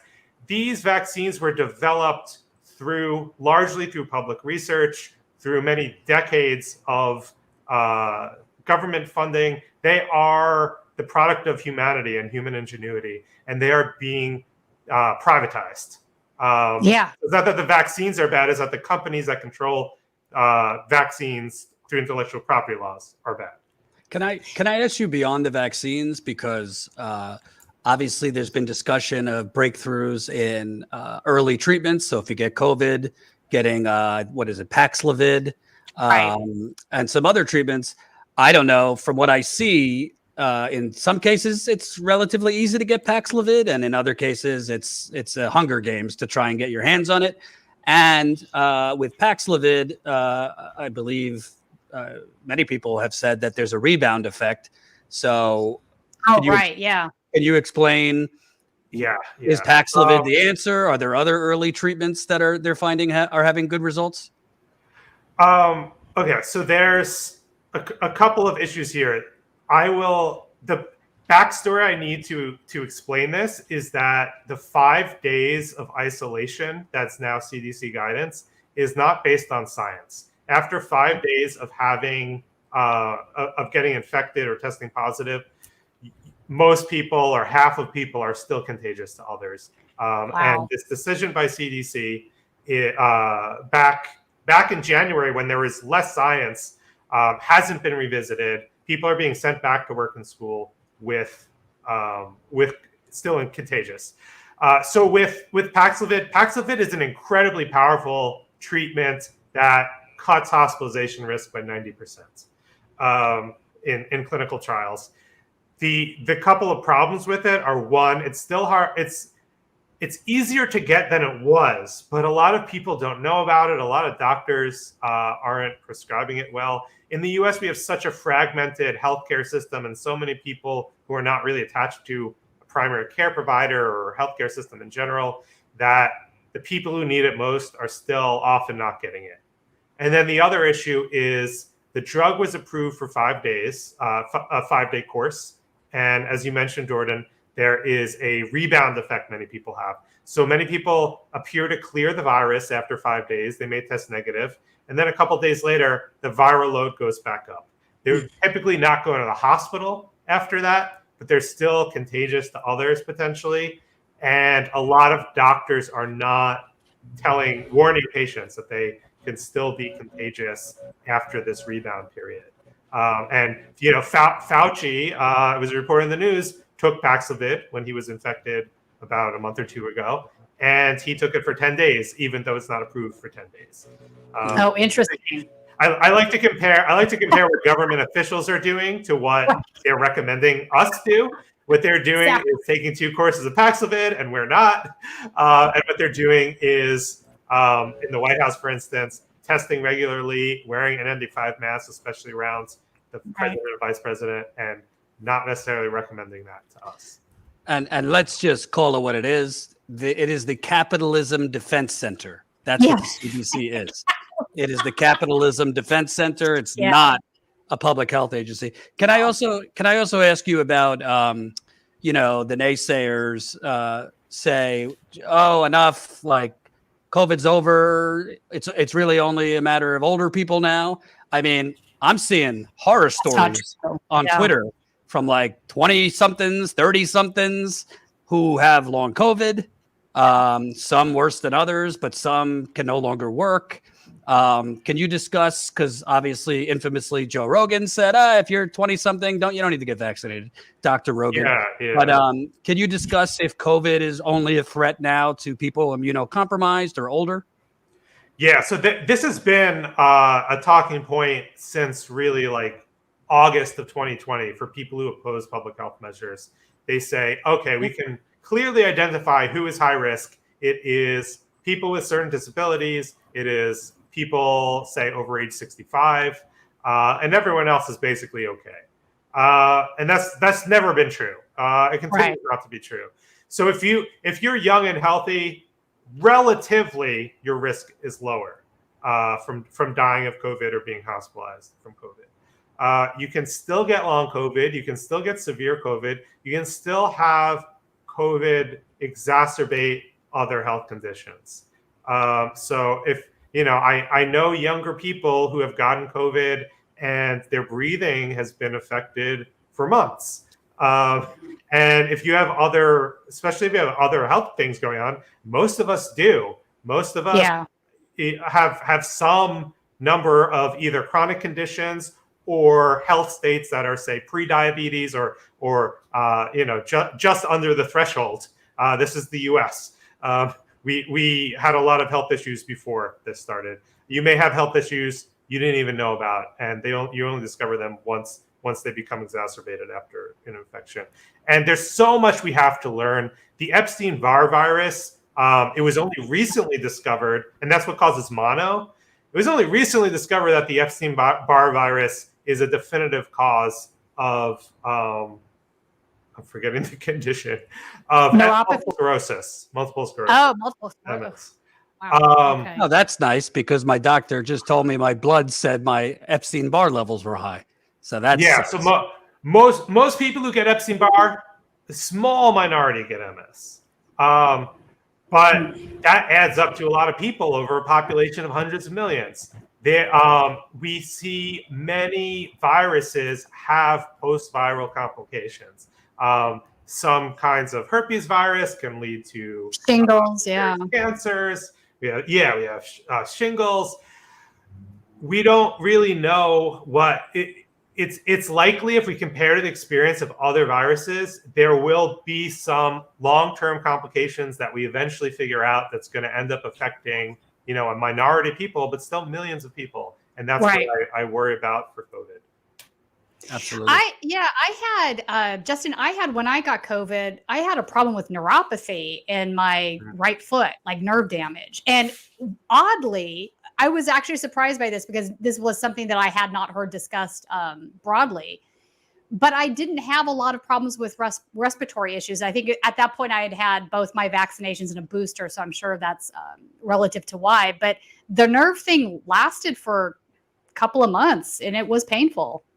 Yeah. There's such a wide variety of many different organ systems, many different kinds of symptoms are manifesting for. That's so weird. and it's going to take. This is really hard to study epidemiologically because so many of the conditions that we think COVID might be causing are also pretty common in people who haven't had COVID, and also so many people have had COVID. It's really hard to find a control group that either hasn't or had it in a very mild way, and mild infection in some cases can still be harmful. So it's going to take a very long time to tease out exactly what's going on. And in the meantime, for various reasons, I see the non-COVID death rate ticking up. Some of that due to overdose and increase in homicides, but some of that is increase in all sorts of diseases. And we don't really know why they're going up. Can I draw a comparison? And it might not be the right comparison, but what the hell? So I've been sounding the alarms for years that Flint water is still toxic, which we're going to get to in a little bit because Little Miss Flint was putting out her brown water the other day. Yeah. After the media has been telling us the water's fine and don't believe your lying eyes. But the thing that's has always been infuriating about Flint is the state of Michigan, run by the criminal governor at the time, Rick Snyder. They put out that only 12 people died, but there was no health registry for years. So I have seen, I mean, you're talking, there's no way of knowing. I mean, years ago, I knocked on the doors at 400 doors while I was working on a story. Every other block when I was knocking, and I said to somebody who opened the door, hey, I noticed nobody's answering their doors around here. They would say, oh yeah, this one just died recently. This one just died recently. Relatively young ages. We're not talking about senior citizens. People I know. I just did a big interview a year ago in Flint with like 15 residents. 3 of them died within the last year. Kidney failure, liver disease, but it's not attributed to the water. So I think that people aren't realizing, and maybe it's intentional, our health system doesn't really have the straight line function to really know, are these people, maybe they're not dying due to acute COVID, but having COVID is triggering other things that are killing them. Yeah, this is a really common theme in the history of public health about whether it's some public policy or some corporation and their product or their pollution. There's always conflict over the scale of the damage. And of course, the people who are accountable ultimately or to blame for this, they want to understate the harms. And it can take years for the science to bear out if it ever does. And the other comparison, so I worked in lead poisoning prevention and have studied lead poisoning too. The other comparison I'd make is we knew the world knew about the harms, the dangers of lead exposure since antiquity for well over 1,000 years. But it took until the 1970s for science to conclusively say, okay, it's not just really high levels of lead that are causing organ damage or killing people. Really low levels of lead are impacting people, especially their cognitive development and having neurological effects. And yeah, so that was relatively recent, and even since that was known, it's been a struggle to get lead out of water supplies, out of gasoline, etc. Can we get to Tina yet? Tina, did you have anything? Well, I'm sort of curious to know what you feel about this whole monkeypox thing too. Is this something that we should be concerned about or no? Yeah, I mean, I'm concerned. Okay. The evidence to date suggests vast majority of transmission happens through sexual contact, but not all of it. We have less than 1,000 confirmed cases in the U.S. right now, but we know that there is an undercount. So this, and it's growing, of course, and so many the testing is only starting to become more available. So many physicians don't know how to diagnose or treat it. It's it can be extremely painful to people, and the vaccination campaign's getting off to a very slow start. There was just, I think it was New York Times, there was just an article about how the FDA took a month longer to inspect the factory producing these monkeypox vaccines than they needed to. So this could, I highly, highly doubt this will be anything near the scale of COVID. That's good. Yeah. But this is another infectious disease that is spreading around. That's not good. And we know that with both changing land use patterns, so both agriculture and settlement on previously wild lands, and climate change, these things that are happening globally are just accelerating the pace of zoonotic disease spillover. So this is just something that we can expect to happen with increasing frequency. That's not good. No. Can I get back? I just want to move back to COVID for a second.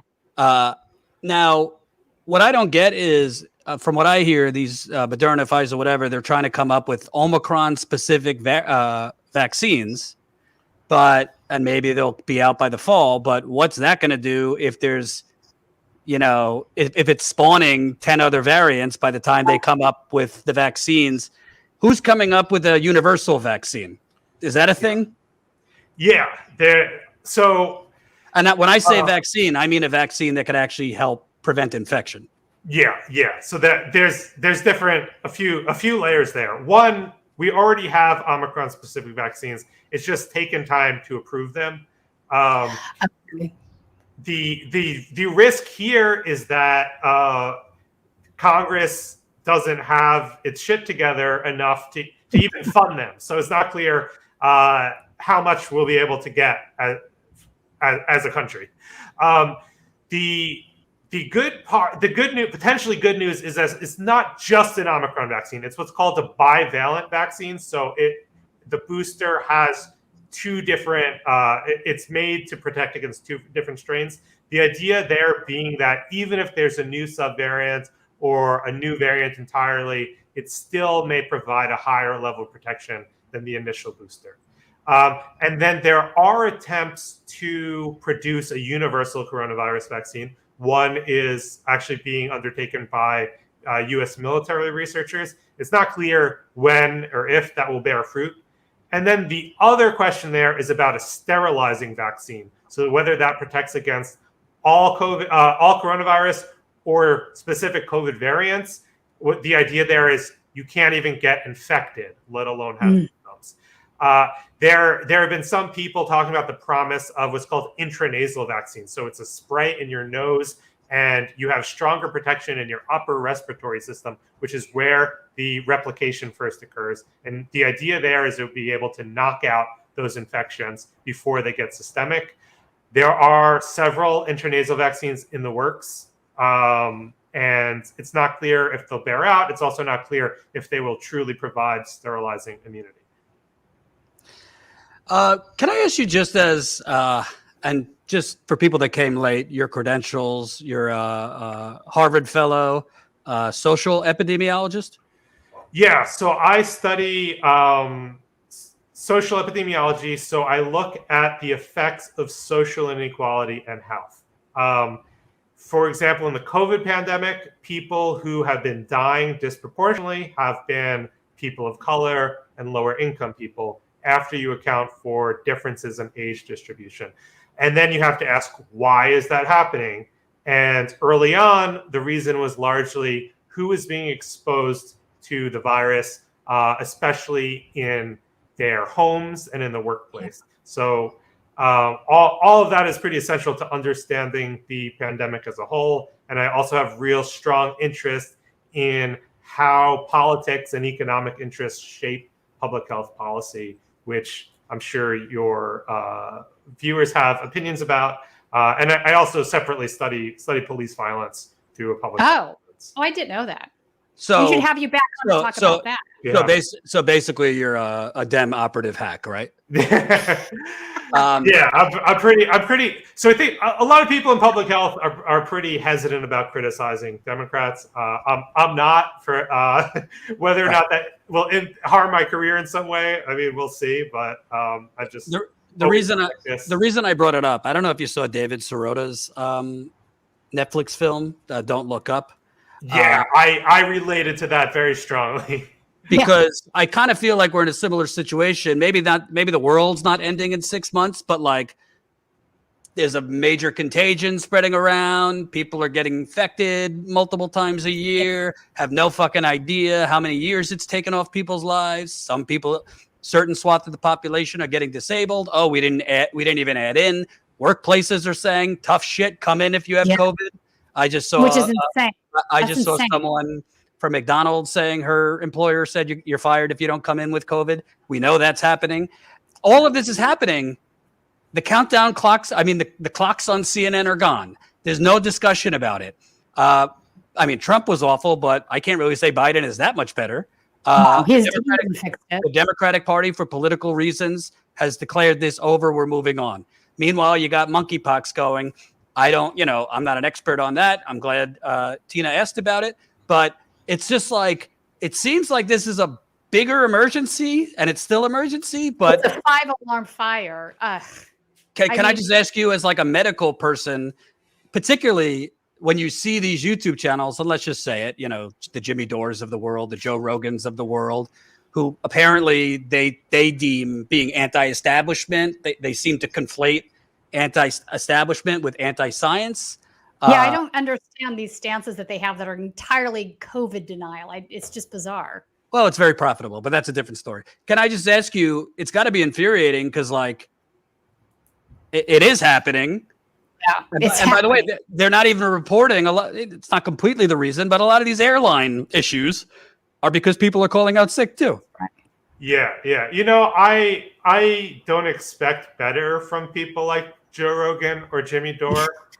What worries me is that our institutions that we're supposed to be able to trust, like CDC, like professional associations in medicine and public health, like some of the epidemiologists who go in mainstream media pretty often, they are essentially on the same page now. I mean, they're not. Oh, this Lena Dunn, this Lena, what's her name? Lena Wen. Lena Wen. Who paid her? Seriously, Jesus. Yeah, she's awful. It turns out if you tell corporations what they want to hear, the speaking fees you can make are outrageous. You can make tens of thousands of dollars on a single speech. You can make $10,000 per CNN appearance if you're a medical correspondent.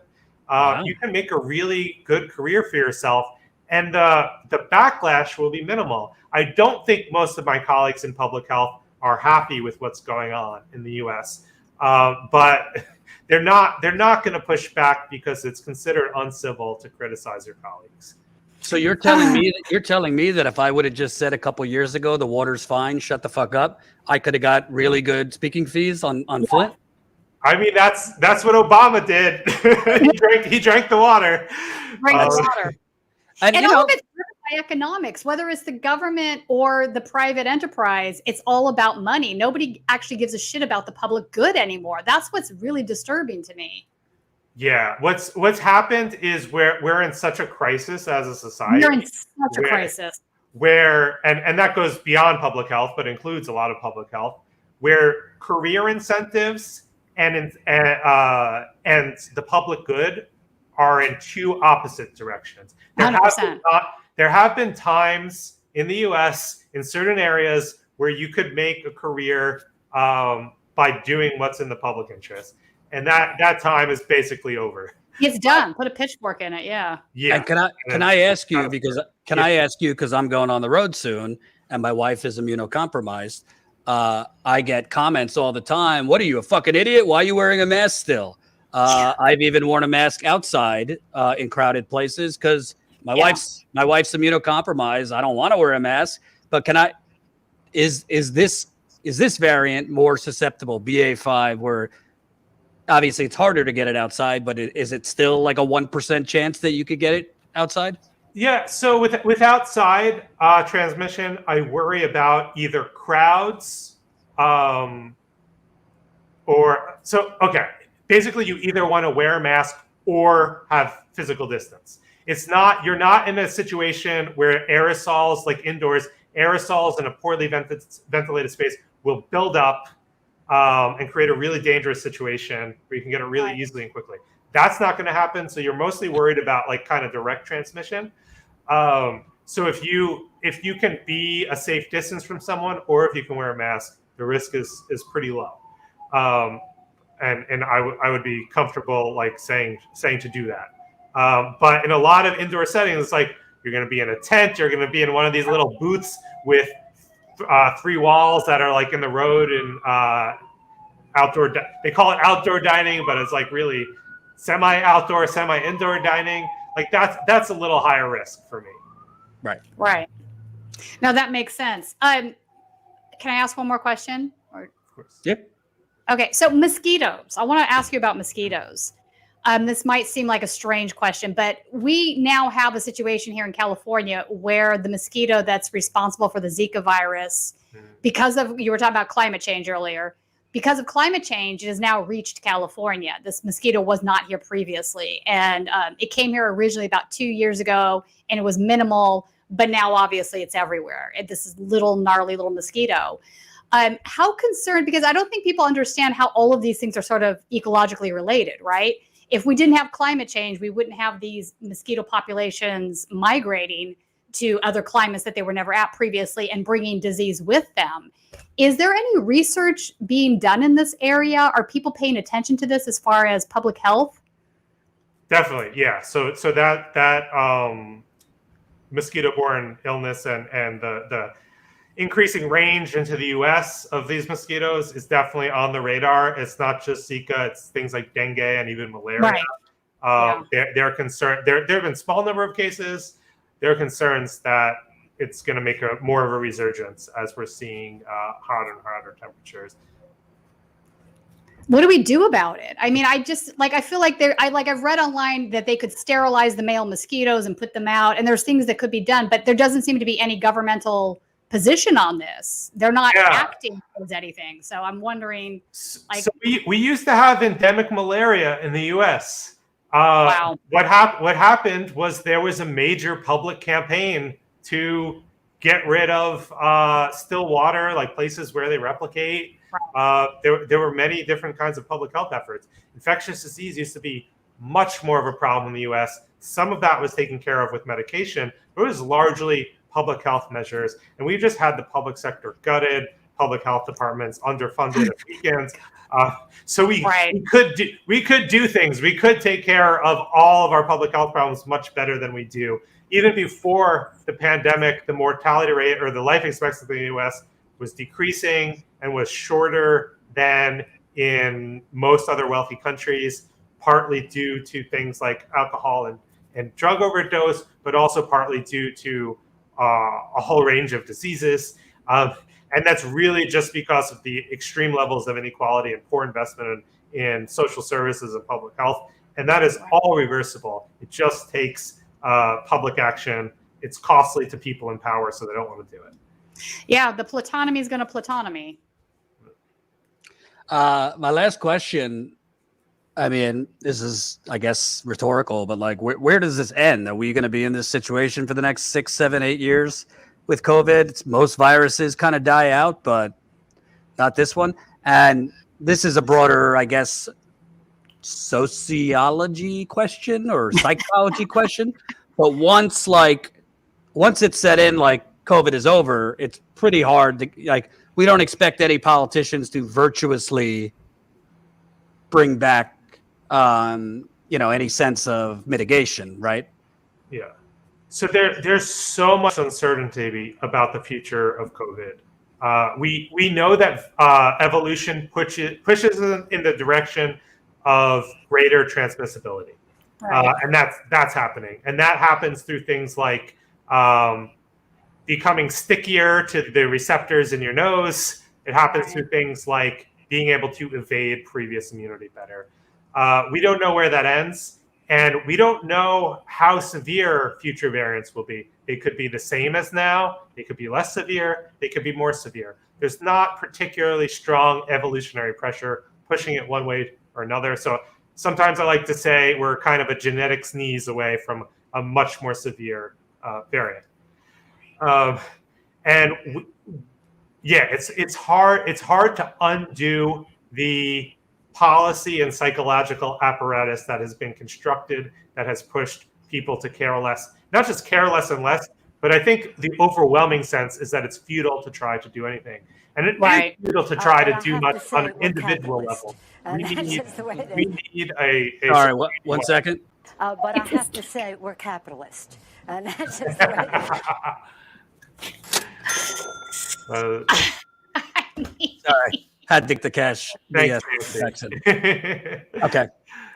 So I think what has to happen is that there has to be political organizing from the grassroots to create pressure to do something better. There are many things we can do, ranging from better indoor air quality standards and occupational health protections to demanding rapid development of better treatments and universal health care and all that stuff. There's so many things we could do. But I think it might take a more deadly variant to spur action, and even then it might not happen. I've been really disappointed in the Squad and Bernie and most unions, with some exceptions, and most progressive organizations have really had very little to say about COVID. Yeah, that's unfortunately true. And I also think part of what's driving this is there's just general distrust of government and political institutions in the country, which is very dangerous for these reasons. Like the CDC has lost all of its credibility, right? Because of what they did. They've now become an arbiter of economic plans, not necessarily about how we fix disease issues. And because of that, people don't trust them. So now if they came out and said something like beneficial, it would fall on deaf ears. And this is true of SCOTUS. This is true, I think, of the police department. People no longer, all of these institutions require public trust in order to function properly. And that has just entirely eroded because of the measures that they've taken in the direction of serving the 1%. It's very dangerous. Yeah, and I'd say in addition to trust, what's even more troubling to me is ordinary people don't think government can do things that will improve their lives. Right. So it's harder to organize them around policies that we really need. Yeah, I agree with that. Yeah, it's part and parcel to the problem. They just don't see government serving their needs, and they see government serving the needs of the 1%, and that's all they see.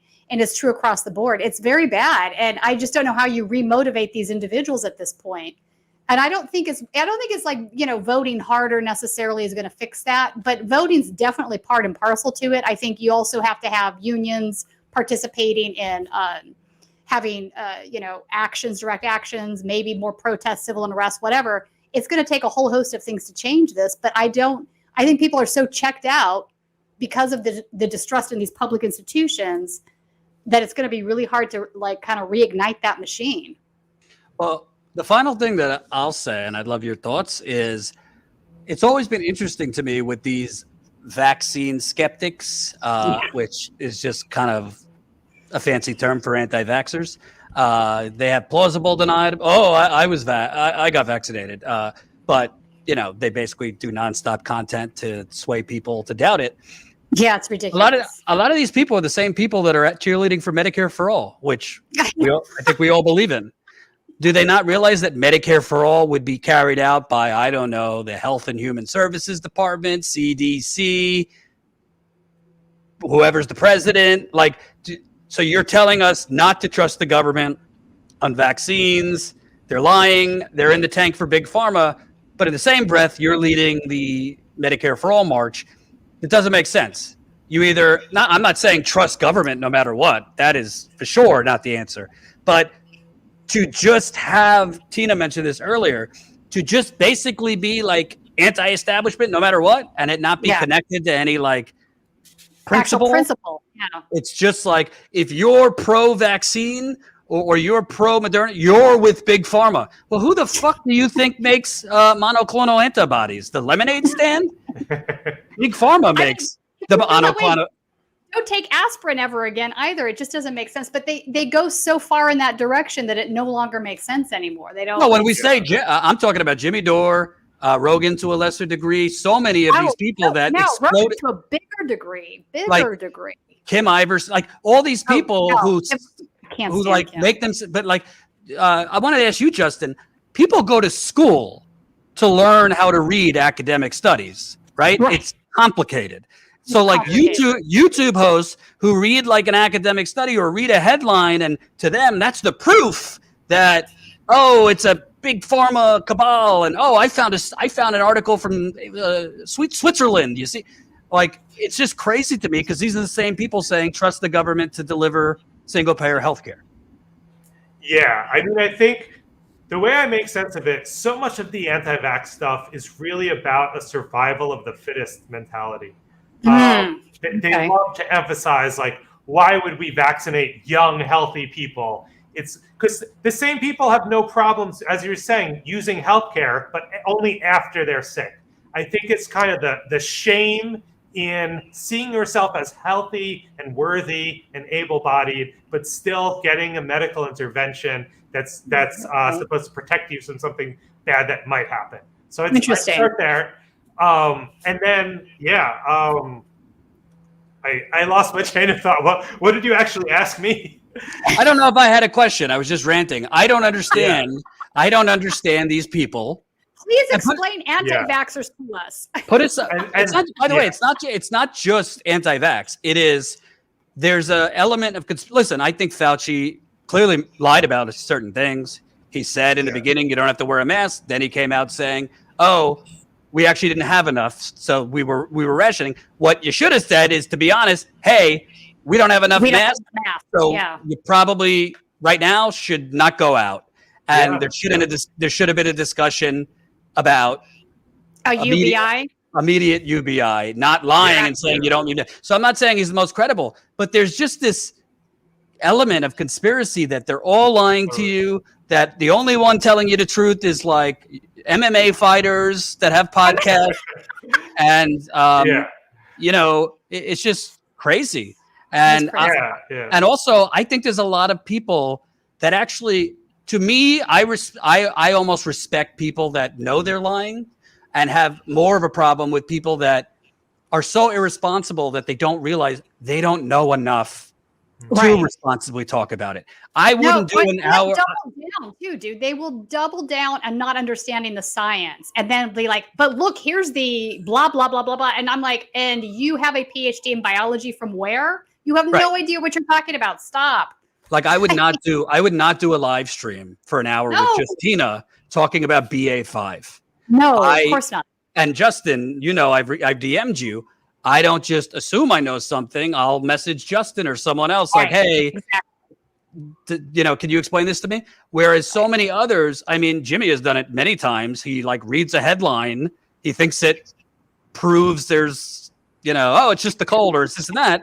He tweets it or does a video, and it literally, if you read the article, it doesn't actually say what he's pushing. And I don't even think it's intentional. Like he's trying to kill people. I think it's this almost delusion that like I'm anti-establishment, so I'm gonna find the conspiracy or the lie in anything, and that to me is dangerous. Yeah, and if you have an opinion, you can find some study out there to support it, regardless of what it is. there's a lot of like deliberately misleading research, and there's just research should even peer-reviewed research in academic journals should really be treated very carefully.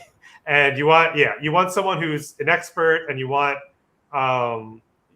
want to just look at one study. You want to look. No, it's consensus, right? Like if 80% of the scientists are saying this thing is true, it's more than likely the case that thing is true. Consensus matters. And there's always scientific uncertainty, and I think humility, even among experts, humility, especially among experts, humility is important.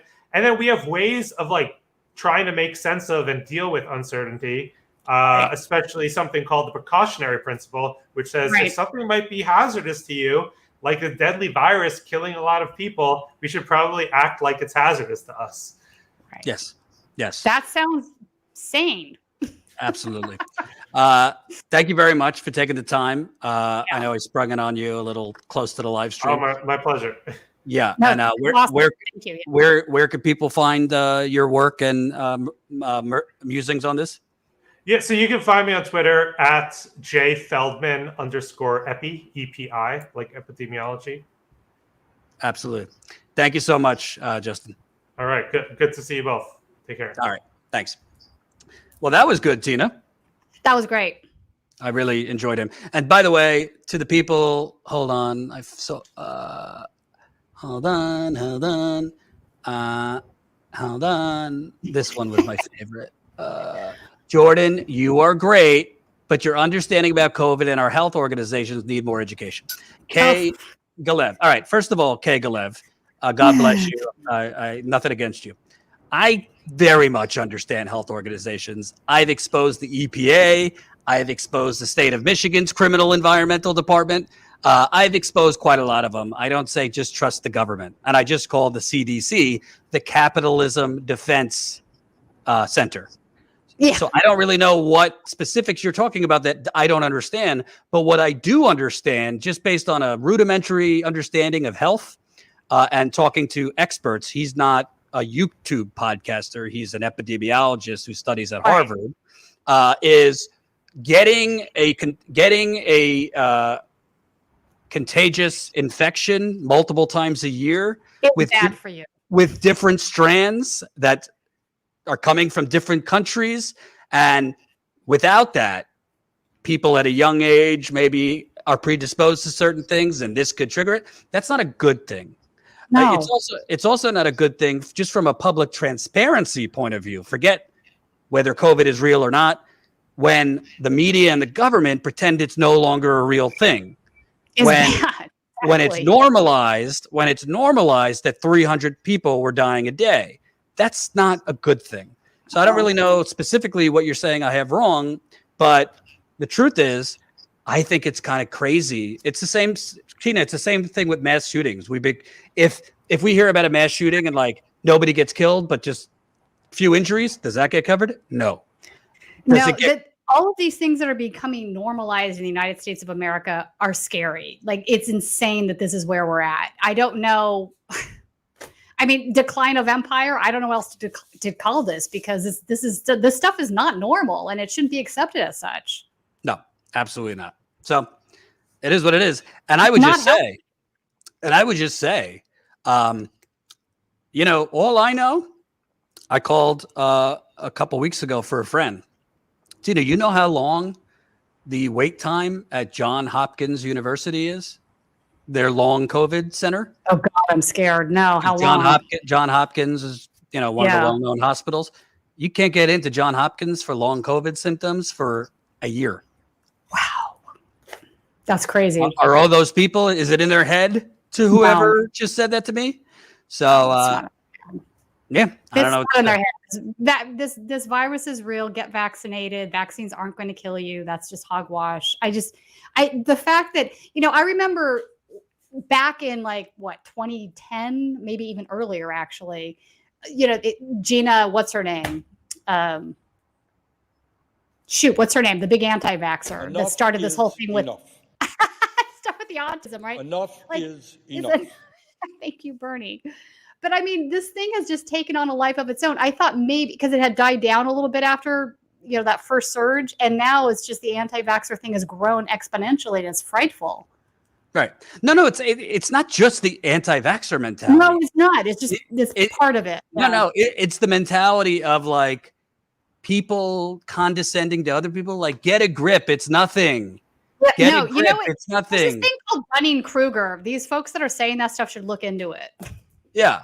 It's get a grip. It's nothing. It's the cold. Get a grip. All these people, it's just in your head that you have long COVID. Get a grip. It's who the fuck do you think you are talking down to other people about their experiences? I don't know if I told you this, Tina.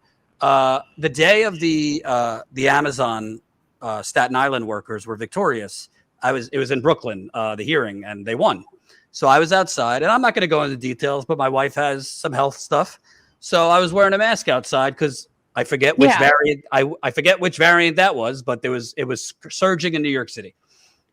I'm reporting this victorious thing. I had covered it for a year. They were. I mean, to me, the biggest labor victory of the 21st century. Amazon is as big as it gets. And this woman with an accent, I don't know if it was Russian or something, is looking motioning to me, pull down your mask. And I ignored her. And then she starts yelling at me while I'm live. Take your mask off. No one's going to take you seriously. It's how deranged do you have to be as a person to give a shit, right? What someone else does, right? That doesn't affect you at all. B, be motioning to me. C, to then interrupt me. You're going to shame somebody for. I wear my mask. I don't care if I'm the only person in the room wearing a mask. Still, I'm going to wear my mask. I don't want to get sick. So the Long Island came out. I was live. I said, "Go fuck yourself." She was kind of taken aback. Why would she be taken aback by that? Why is she even You want to know what? I'm going on a road trip now. I'll probably wear a mask outside too. And if you don't want to watch, if that triggers you, then that's something wrong with you, not me. I mean, there are cultures where people wear masks in public all the time, even without. In China, a lot of people wear masks because the air pollution is so bad. Anyway, before we go, I want to get to the other pandemic, which is Joe Biden and the Democratic Party. Because that's a mess. Colin, if we could put up the New York Times article, most Democrats don't want Biden in 2024. A new poll shows. Oh, God. President Biden is facing an alarming level of doubt from inside his own party, with 64% of Democratic voters saying they would prefer a new standard bearer in the 2024 presidential campaign, according to the New York Times Siena poll, giving him a meager 33% approval rating. If you look inside the numbers, only 13% of American voters said the nation was on the right track. There was worse numbers. Only 26% of Democratic voters said the party should renominate him. And 94% of Democrats under the age of 30 said they would prefer a different presidential nominee. Quote, I'm just going to come out and say it. I want younger blood, said Nicole Ferrier. So, first of all, I would take a comatose Bernie Sanders. I don't think it's an age thing. I mean, obviously, Biden is not what he once was. Right. I think it is.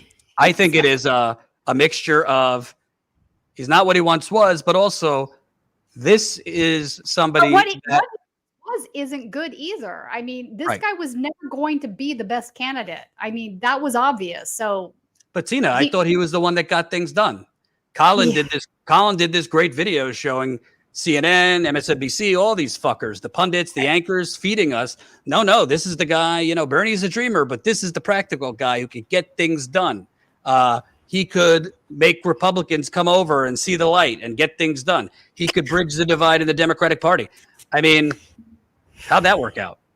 Well, it worked out with him now trying to appoint a Federalist Society anti-choice judge. I mean, in light of Roe v. Wade being overturned. I mean, this is who this guy is. I don't know how much worse it needs to get. And I was pretty disgusted with this whole thing about the claim that the people that are angry with him not taking a harder line on Roe v. Wade are actually doing something about it. How that these individuals were not people that he wasn't going to pay attention to them because they were not in step with traditional, Democratic Party. Let me bring that. Activists outside of the circle. Let me bring that up. That was his communications director, who's apparently leaving. So I guess she's saying what they really think on her way out. This is the Common Dreams article, Colin. White House says some activist comments, royal progressives, abortion rights champions. So let's read that. Comments by the White House Communications Director, Kate Bedingfield, over the weekend have touched a fresh nerve among progressives already frustrated by the Biden administration's tepid response. I don't think it's only progressives who care. It's not. That's the thing. It's not only progressives. He has now angered, boomers. He has angered women over 50 that were fully in his camp before. They're now seeing him as somebody that's not doing anything about a very serious situation. So no, It is not just the leftists. It is not just progressives. The reason you're at that 94% number for people under 30 and whatever the other number was for everybody else is because he's now managed to anger the core of the Democratic base. Right. And let me read the quote. She said, Joe Biden's goal in responding to Dobbs is not to satisfy some activists who have been consistently out of step with the mainstream of the Democratic Party. So is she saying that? So is she saying that the mainstream of the Democratic Party is anti-choice? Like, what are you saying? That is just absolutely the most asinine thing I've ever read. Come on, man. Come on, man. Come on, man.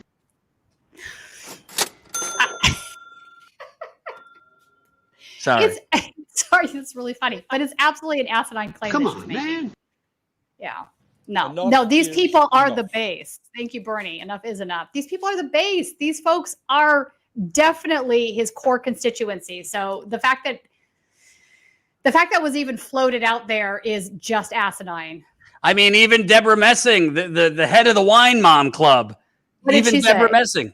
Oh, you didn't see that last week? It came out that Deborah Messing was on a call with other Hollywood people in Biden's administration saying, I'm paraphrasing, but basically saying, why are you asking us to do anything? We got you in office. And what's amazing about this, these fucking entitled bourgeoisie Hollywood assholes like Deborah Messing, I didn't watch Will and Grace, so sorry I'm offending you, had the audacity. She tweeted out back in her Bernie derangement days, I don't understand any progressive who could support Bernie Sanders. So you don't understand why people want universal health care? Yeah, she's very clueless on politics. I think her Twitter on politics is the most clueless on Twitter, quite But frankly. even she, and number one, I think she's worse than Patty Arquette, actually. But also, it tells you everything you need to know that after the overturning of Roe v. Wade, White House is having calls with Deborah Messing and Hollywood actresses, so weird. rather than, I don't know, poor black and brown people in Texas. Question I have to ask is, was Susan Sarandon on the call? I think the conference call number was they gave her the wrong conference call number. But you know what's really important about this, because there are some polls showing Roe has Fetterman's beating Oz by a significant amount. Even that tall drink of glass Tim Ryan is beating Oz right now in some of the not Oz JD Vance in some of the polls in Ohio. It has down ballot helped some Democratic candidates, but I'm not sure in 3 months it's potentially we're heading into a recession. Based on economists I talked to, Steve Grumbine of Let's Get Ready to Grumble, we might be headed into a recession, and they're not doing anything. And the only thing that might get done, there's some murmurs of like a very, very scaled down Build Back Better for like $300 billion will be for climate, but it will all be in like tax incentives and neoliberal bullshit. $200 billion for more money to the Obamacare, which is like the definition of throwing more bad money after bad money. Yeah, exactly. And I guess that's it. Climate, Obamacare, and maybe lowering the price of some prescription drug prices, but of course staggered from 2026 to 2029, so it wouldn't even take into effect now. It's absurd. Honestly, the Republican Party doesn't give a shit if it's legal. They don't give a shit if it's short-sighted, and if they do something now, then when they're in the minority, the Democrat, they just do it, right? Just do it. And Biden very simply could say, I respect the Supreme Court, but these Supreme Court justices were not honest in their confirmation hearings. Right. Yeah, you have the proof. They said it was settled law. And this tells me that there is a political problem where the court has become politicized. Right. And as such, I am adding a Supreme Court justice. Or impeach these motherfuckers. You can, but not just that. I'm adding the Supreme Court justice that President Obama was entitled to, that Mitch McConnell, when he had control of the Senate, that he stopped. And I'm doing it. I have control of the Senate, so we're gonna hold a hearing for this justice, and you pass her with 50 votes plus one. That's it.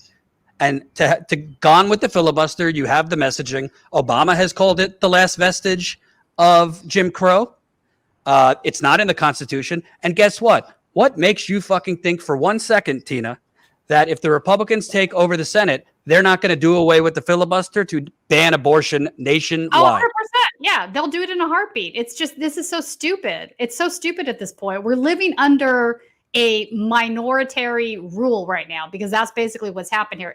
And that's just the beginning of what he needs to do to correct these problems, right? I would say we also need to revisit this idea of states that have very little population having equal amount of senators as a state such as California. How does this make sense? None. Obviously, the people in California don't have equal representation in our government. That's just a fact. So, well, that's offensive, Tina. That's offensive. What are you saying, that this right here isn't enough? But I have to say, we're capitalist. No, make it stop. Oh my God, Nancy. You're saying this isn't enough representation? I am saying that's not any representation. She's representing the billionaires. That's who she's representing. She certainly doesn't represent most of the majority of people in California. So no. But to be fair, like, here's the problem with the Nancy Pelosi district. If you don't know her district, it is incredibly wealthy. Like, she is representing, unfortunately, her constituency. There are poor people in her district. They get no representation. But the average medium wage there is like $160,000 a year. That's the average. It's crazy. It's bad. It is crazy, and something needs to be fixed there, obviously, because if you go into the tenderloin areas and some of the poor areas, these people have zero representation. All I know is right now, forget whether like you're progressive, neoliberal, conservative, it doesn't really matter. Right now, and throughout history, when people do not have, even good people, when people do not get relief, real relief, whether it's after World War I and the Germans, the economy was devastated, fascism was coming. There were very little jobs, food lines, you name it. And you don't have, forget whether they could accomplish anything. You don't even have leaders that are fighting for those things, because people do get rewarded for fighting, Right. That's right. Trump got rewarded for, well, he lost actually, but his voters loved him, even though 2 miles of the wall was built, because it looked like he was fighting, right? Even if Biden shit got struck down in the courts, when you don't fight and you have an excuse lined up for everything, the parliamentarian, well, the courts would strike it down, this, that, the other thing, people get sucked in. I mean, look at the headlines. There's even lefties saying, well, DeSantis wouldn't be that bad, right? Oh my God. So no, please, DeSantis would be a mitigated disaster. No. And this, honestly, the DeSantis end, it really has deja vu for me of what the media did with Trump in 2015 and 16. You're right. So many people did not ever believe that Trump was going to be as bad as he was. That was definitely part of the problem. And well, how could they? How could they when Mika and Joe were having little pillow parties with him every morning? And they were showing his empty podium for 45 minutes, and it was all a carnival act. But DeSantis on policy, he'd get a lot more done than Trump. Yeah, he's a Christian fascist. He scares the shit out of me. Right. I mean, any guy that runs for governor and his main ad is reading to his child Art of the Deal and giving him MAGA hats to your infant has no shame. There's something wrong with him. So, yeah, I don't know. To me, it's kind of like, I voted for Biden. I get a lot of shit for it. But now, I got to tell you, I think a lot of people that made that determination to hold their nose and vote for Biden aren't there anymore. And if Biden were running again, because now Biden needs to not run again, that needs to not happen. There needs to be a primary. We need to have a different Democratic candidate. Then get ready for the Ready for Pete campaign, because that's coming now. Right. So the other day on Twitter, now granted, he did do a good appearance on Fox. I will say that it was a good appearance, but come on now, Pete is a hot mess too. A corrupt hot mess, yes. Yes. Who, by the way, just changed his address to Michigan. Why do you think he changed his address to Michigan? Yeah, he's now a Michigan resident. Does that have anything to do with possibly Michigan might move up to be the first primary in 2024? So, Pete, who ran South Bend into the ground, other than, making $5 beautiful, who apparently, is his main act as transportation secretary, is sending out tweets of best practices for passengers who are sitting there for 7 hours delayed or canceled. I honestly think the party that pushed identity politics for the last 10 to 15 years, they're going to throw Kamala Harris right overboard. Because I agree. I don't she's disagree on 25 years. She's 25 years younger than Biden, and she can't construct great sentences. No. It's just a jumbled mess. It's a disaster. But Pete is definitely not the answer. I mean, am I wrong to not recall that during the last primary, wasn't he not necessarily supporting raising the minimum wage? Am I wrong on this? You don't know. He might have not. I remember his campaign was basically like new leadership, and a new generation, and yeah. Right, but he was also he's very conservative for being a Democrat. Honestly, I don't particularly think he's got a core ideology. I think he's no, seriously, I think he's an ambitious shapeshifter. I think he's an ambitious shapeshifter. Okay. And I also think So now all of a sudden he's going to be Bernie Sanders to win the presidency, maybe. No, because he's also corrupt. So he doesn't, he believes. And he's also kind of like, Yeah. So everything with him is spreadsheets, and it's a McKinsey thing. So It's a McKinsey thing. I agree. Yeah. anyway, yeah, I mean, at the end of the day, I can't say I'm surprised, but to me, the bigger story here is how do we get Joe Biden? How do we get Joe Biden? Because everything that's happening right now was predicted by me, others, and people like to say, "Well, Jordan, you can't tech because you voted for him." So you've never voted for someone you've never voted for someone that you criticize? A vote for Biden was a vote against Trump. That's all it was. It's not really a mandate. I don't think most people that voted for Biden voted for him because they thought he would be a good president. They were just looking at the other side going, fuck. Yeah. Anyway, there's a lot of people on Twitter I've realized that just want to feel superior and want to hold their nose down to you. So they're just like, oh, well, you caused this, Jordan. Yes, my vote in New York caused this. No, your vote didn't cause anything. In fact, in California, I could vote for Charlie Brown and it wouldn't change a thing. Right. But I'll just say, remember, the media was the one that fed one slogan. He'll get things done. Another. He's pragmatic. He'll get things done. He knows how to work both sides because of his pragmatic thing. Yeah, to me, when I hear he's pragmatic, to me that's not a compliment at this point because I don't know what that means. Pragmatic means this is a party that isn't willing to go to the mat for anything it says it believes in. Yep. Which is what we need. We need somebody to fight against the Republicans because they're willing to do that stuff. They will play a game of chicken and win every time. I mean, how much worse does it need to get? We just lost a constitutional right that we've had for almost 50 years. They've now decided to take that away. This is the first time in our history that has happened. I don't see how it could get possibly. How much worse does it have to get before people realize how dire the situation is? Well, I would also say, because I guarantee you this is what they're doing, there are legal grounds to hold an impeachment hearing for Clarence Thomas. 100% there are. That's my point. As a Supreme Court. They can be impeached and they should be. Sorry. Yes. As a Supreme Court justice, there's reporting out there that he has leaked stuff to his wife, that he's discussed cases which are confidential. And at this point, who knows if he was advising his wife on her attempts to overturn elections.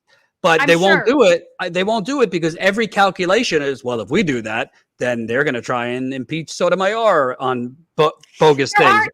No, but they're not bogus things with Clarence Thomas and Kavanaugh. These are not Sotomayor. Every calculation is if we actually fight, the Republicans are going to hit back on bullshit.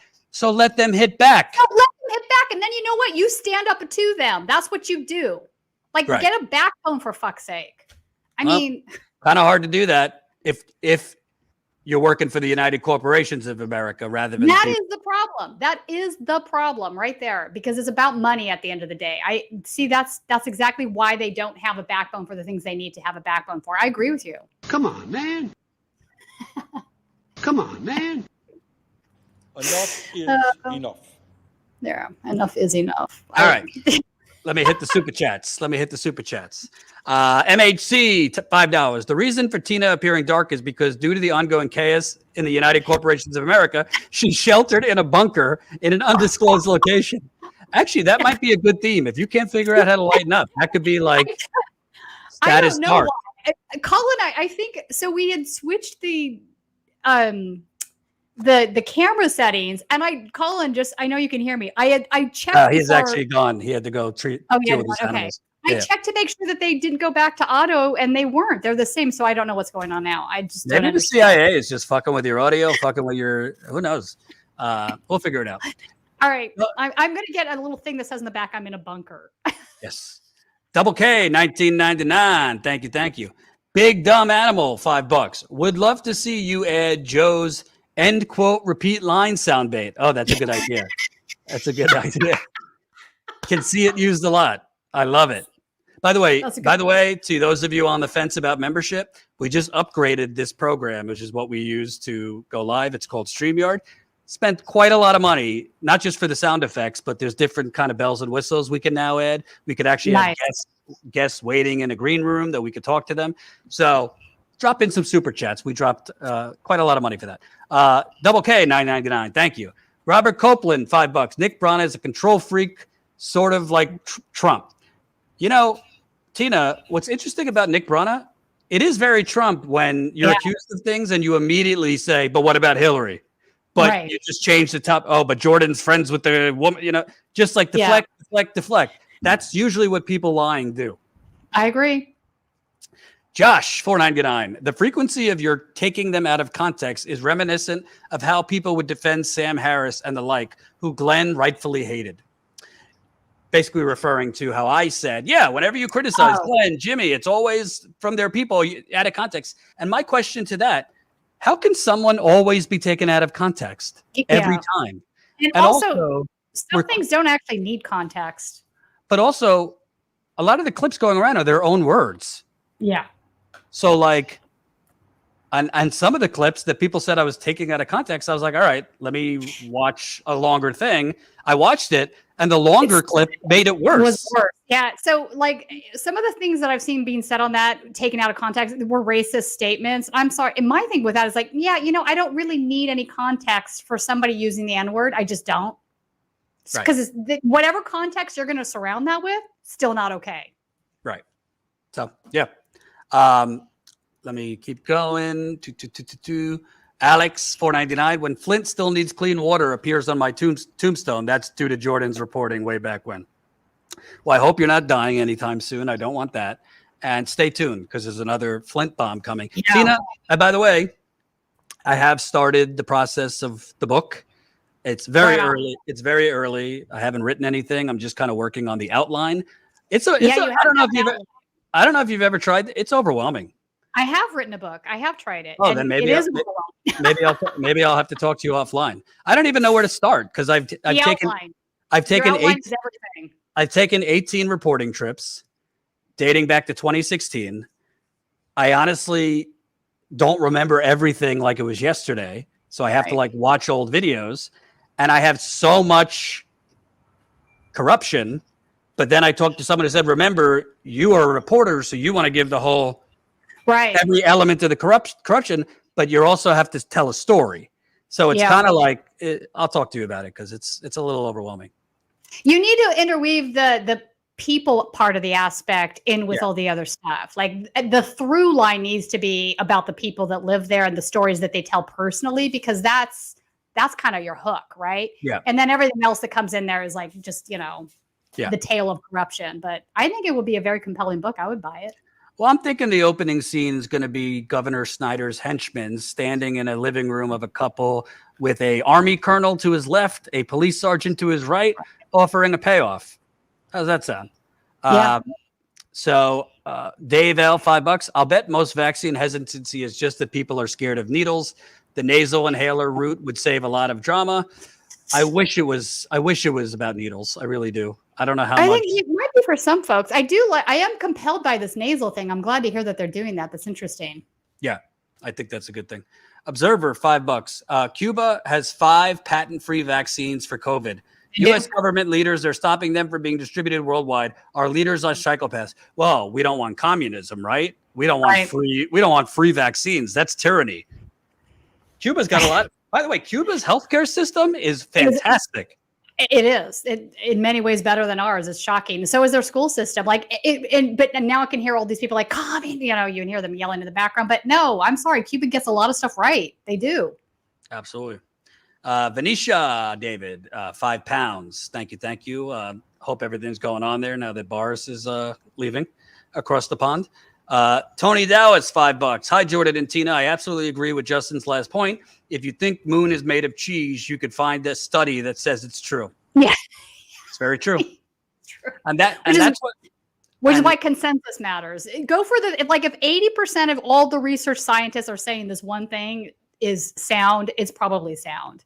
But also, this is a problem I've seen with journalism too. In many cases, people draw their own conclusion first and then look for supporting evidence rather than researching first, not having an agenda, and you find the truth what it is. Right. Fly Chomper Fly, $10. Drat missed him. I read reputable articles saying we are at a crossroads, need to choose between money for ready vaccines for fading Omicron derivative versus focusing on developing vaccines for newer strains.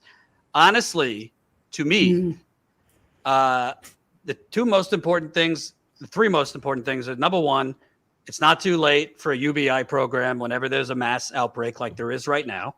That's never going to happen because we live in the United Corporations of America. Which is unfortunate because it would change so much. And, Max Blumenthal and Jimmy just call that a lockdown. No, give people money to stay home for 2 weeks. Right. It's not the end of the world. Call it family time and at least stop the spread of it. So, here's the thing. Stopping the spread of coronavirus wouldn't be the only benefit to that. There would be other benefits as well. Right. Number two, I think all the focus needs to be in a universal vaccine because it's like a hamster wheel. All right, now they have an Omicron specific vaccine, but by the time it's distributed, we might be on to gamma, beta, whatever other alphabet letters, and that Omicron variant vaccine. That Omicron variant might only be good for certain strands. So, and you have multiple strands at one time. So I think all the focus needs to be on a universal. I think Biden needs to grow a pair or at least tell his bank, at least tell his donors, no, on this one point, I'm seizing the patents and we're sending it around the world, period. I think the problem with Biden, though, the bigger problem is that he actually doesn't believe that's a good idea. I think he actually agrees with his donors. That's where I think the bad part is with Biden. He believes that this stuff, like in the same way with Nancy Pelosi, when she says, we're capitalists, that's just the way it is. She believes this. They all believe in this idea that the free market's the moral arbiter of all these things, and that's a good thing. This is the problem. This The point is why, ladies and gentlemen, that greed, for lack of a better word, is good. it's the neoliberal mantra, right? These are all third way spawned democratic beliefs, right? They're bad. Come on, man. Yeah. Right. You're right. By the way, for the audience, this soundboard is only a day old. We want to add more. So if there's any cringe, political quotes you think we should add, whatever sound effects, email. I could add 30 and just all day, just do those rather than talking. That would be fantastic. So email us info@statuscoup.com. What sound effects should we add? Yes, Jordan got a new toy. Indeed. Wait, you know what one we need to add is the LAPD officer I filmed that basically said he pre-arrested people before they did a crime because they were wearing black. Oh. That's a good one. Was that the same one that punched you down to the street and then said, I'm trying to protect you? Oh, that's a different one. By the way, when are you getting like a $30 million settlement from the LAPD and putting like $10 million into Status Coup? When's that happening? 2 years. Okay, hopefully. Tony says $2. P.S. Tina, you're looking gorgeous as ever. Thank you. Even though I'm in a bunker. I'm a little offended by that. That's a little sexist. Am I not looking handsome? I'm not offended. Why is it only Tina? I don't appreciate that. You're not in a bunker. Where's your kazoo sound effect? That's a good one. Yeah, right. That's a good one. We should get that. That's definitely a good one. All right.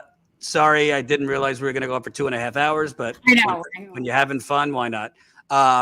Reminder, folks, I am hitting the road next week. I can't hit the road without people to interview. So hit us, Inflation Nation. If you live on the East Coast, if you live in the Midwest, we want your stories. Email me, info@statuscoup.com. If you're, having to ration things because of high prices. Go without certain things. Have you had to pick up more hours at work? Have you had to pick up another job? Are you facing eviction? Whatever the case may be. It doesn't necessarily just have to be economic because there's a thin line between economic and social. This could be putting a lot of strain on your family, your relationships, whatever it is. You might think it's nothing. I might think it's something. So, thank you. I'm going to show my wife this one. Jordan, you're hot.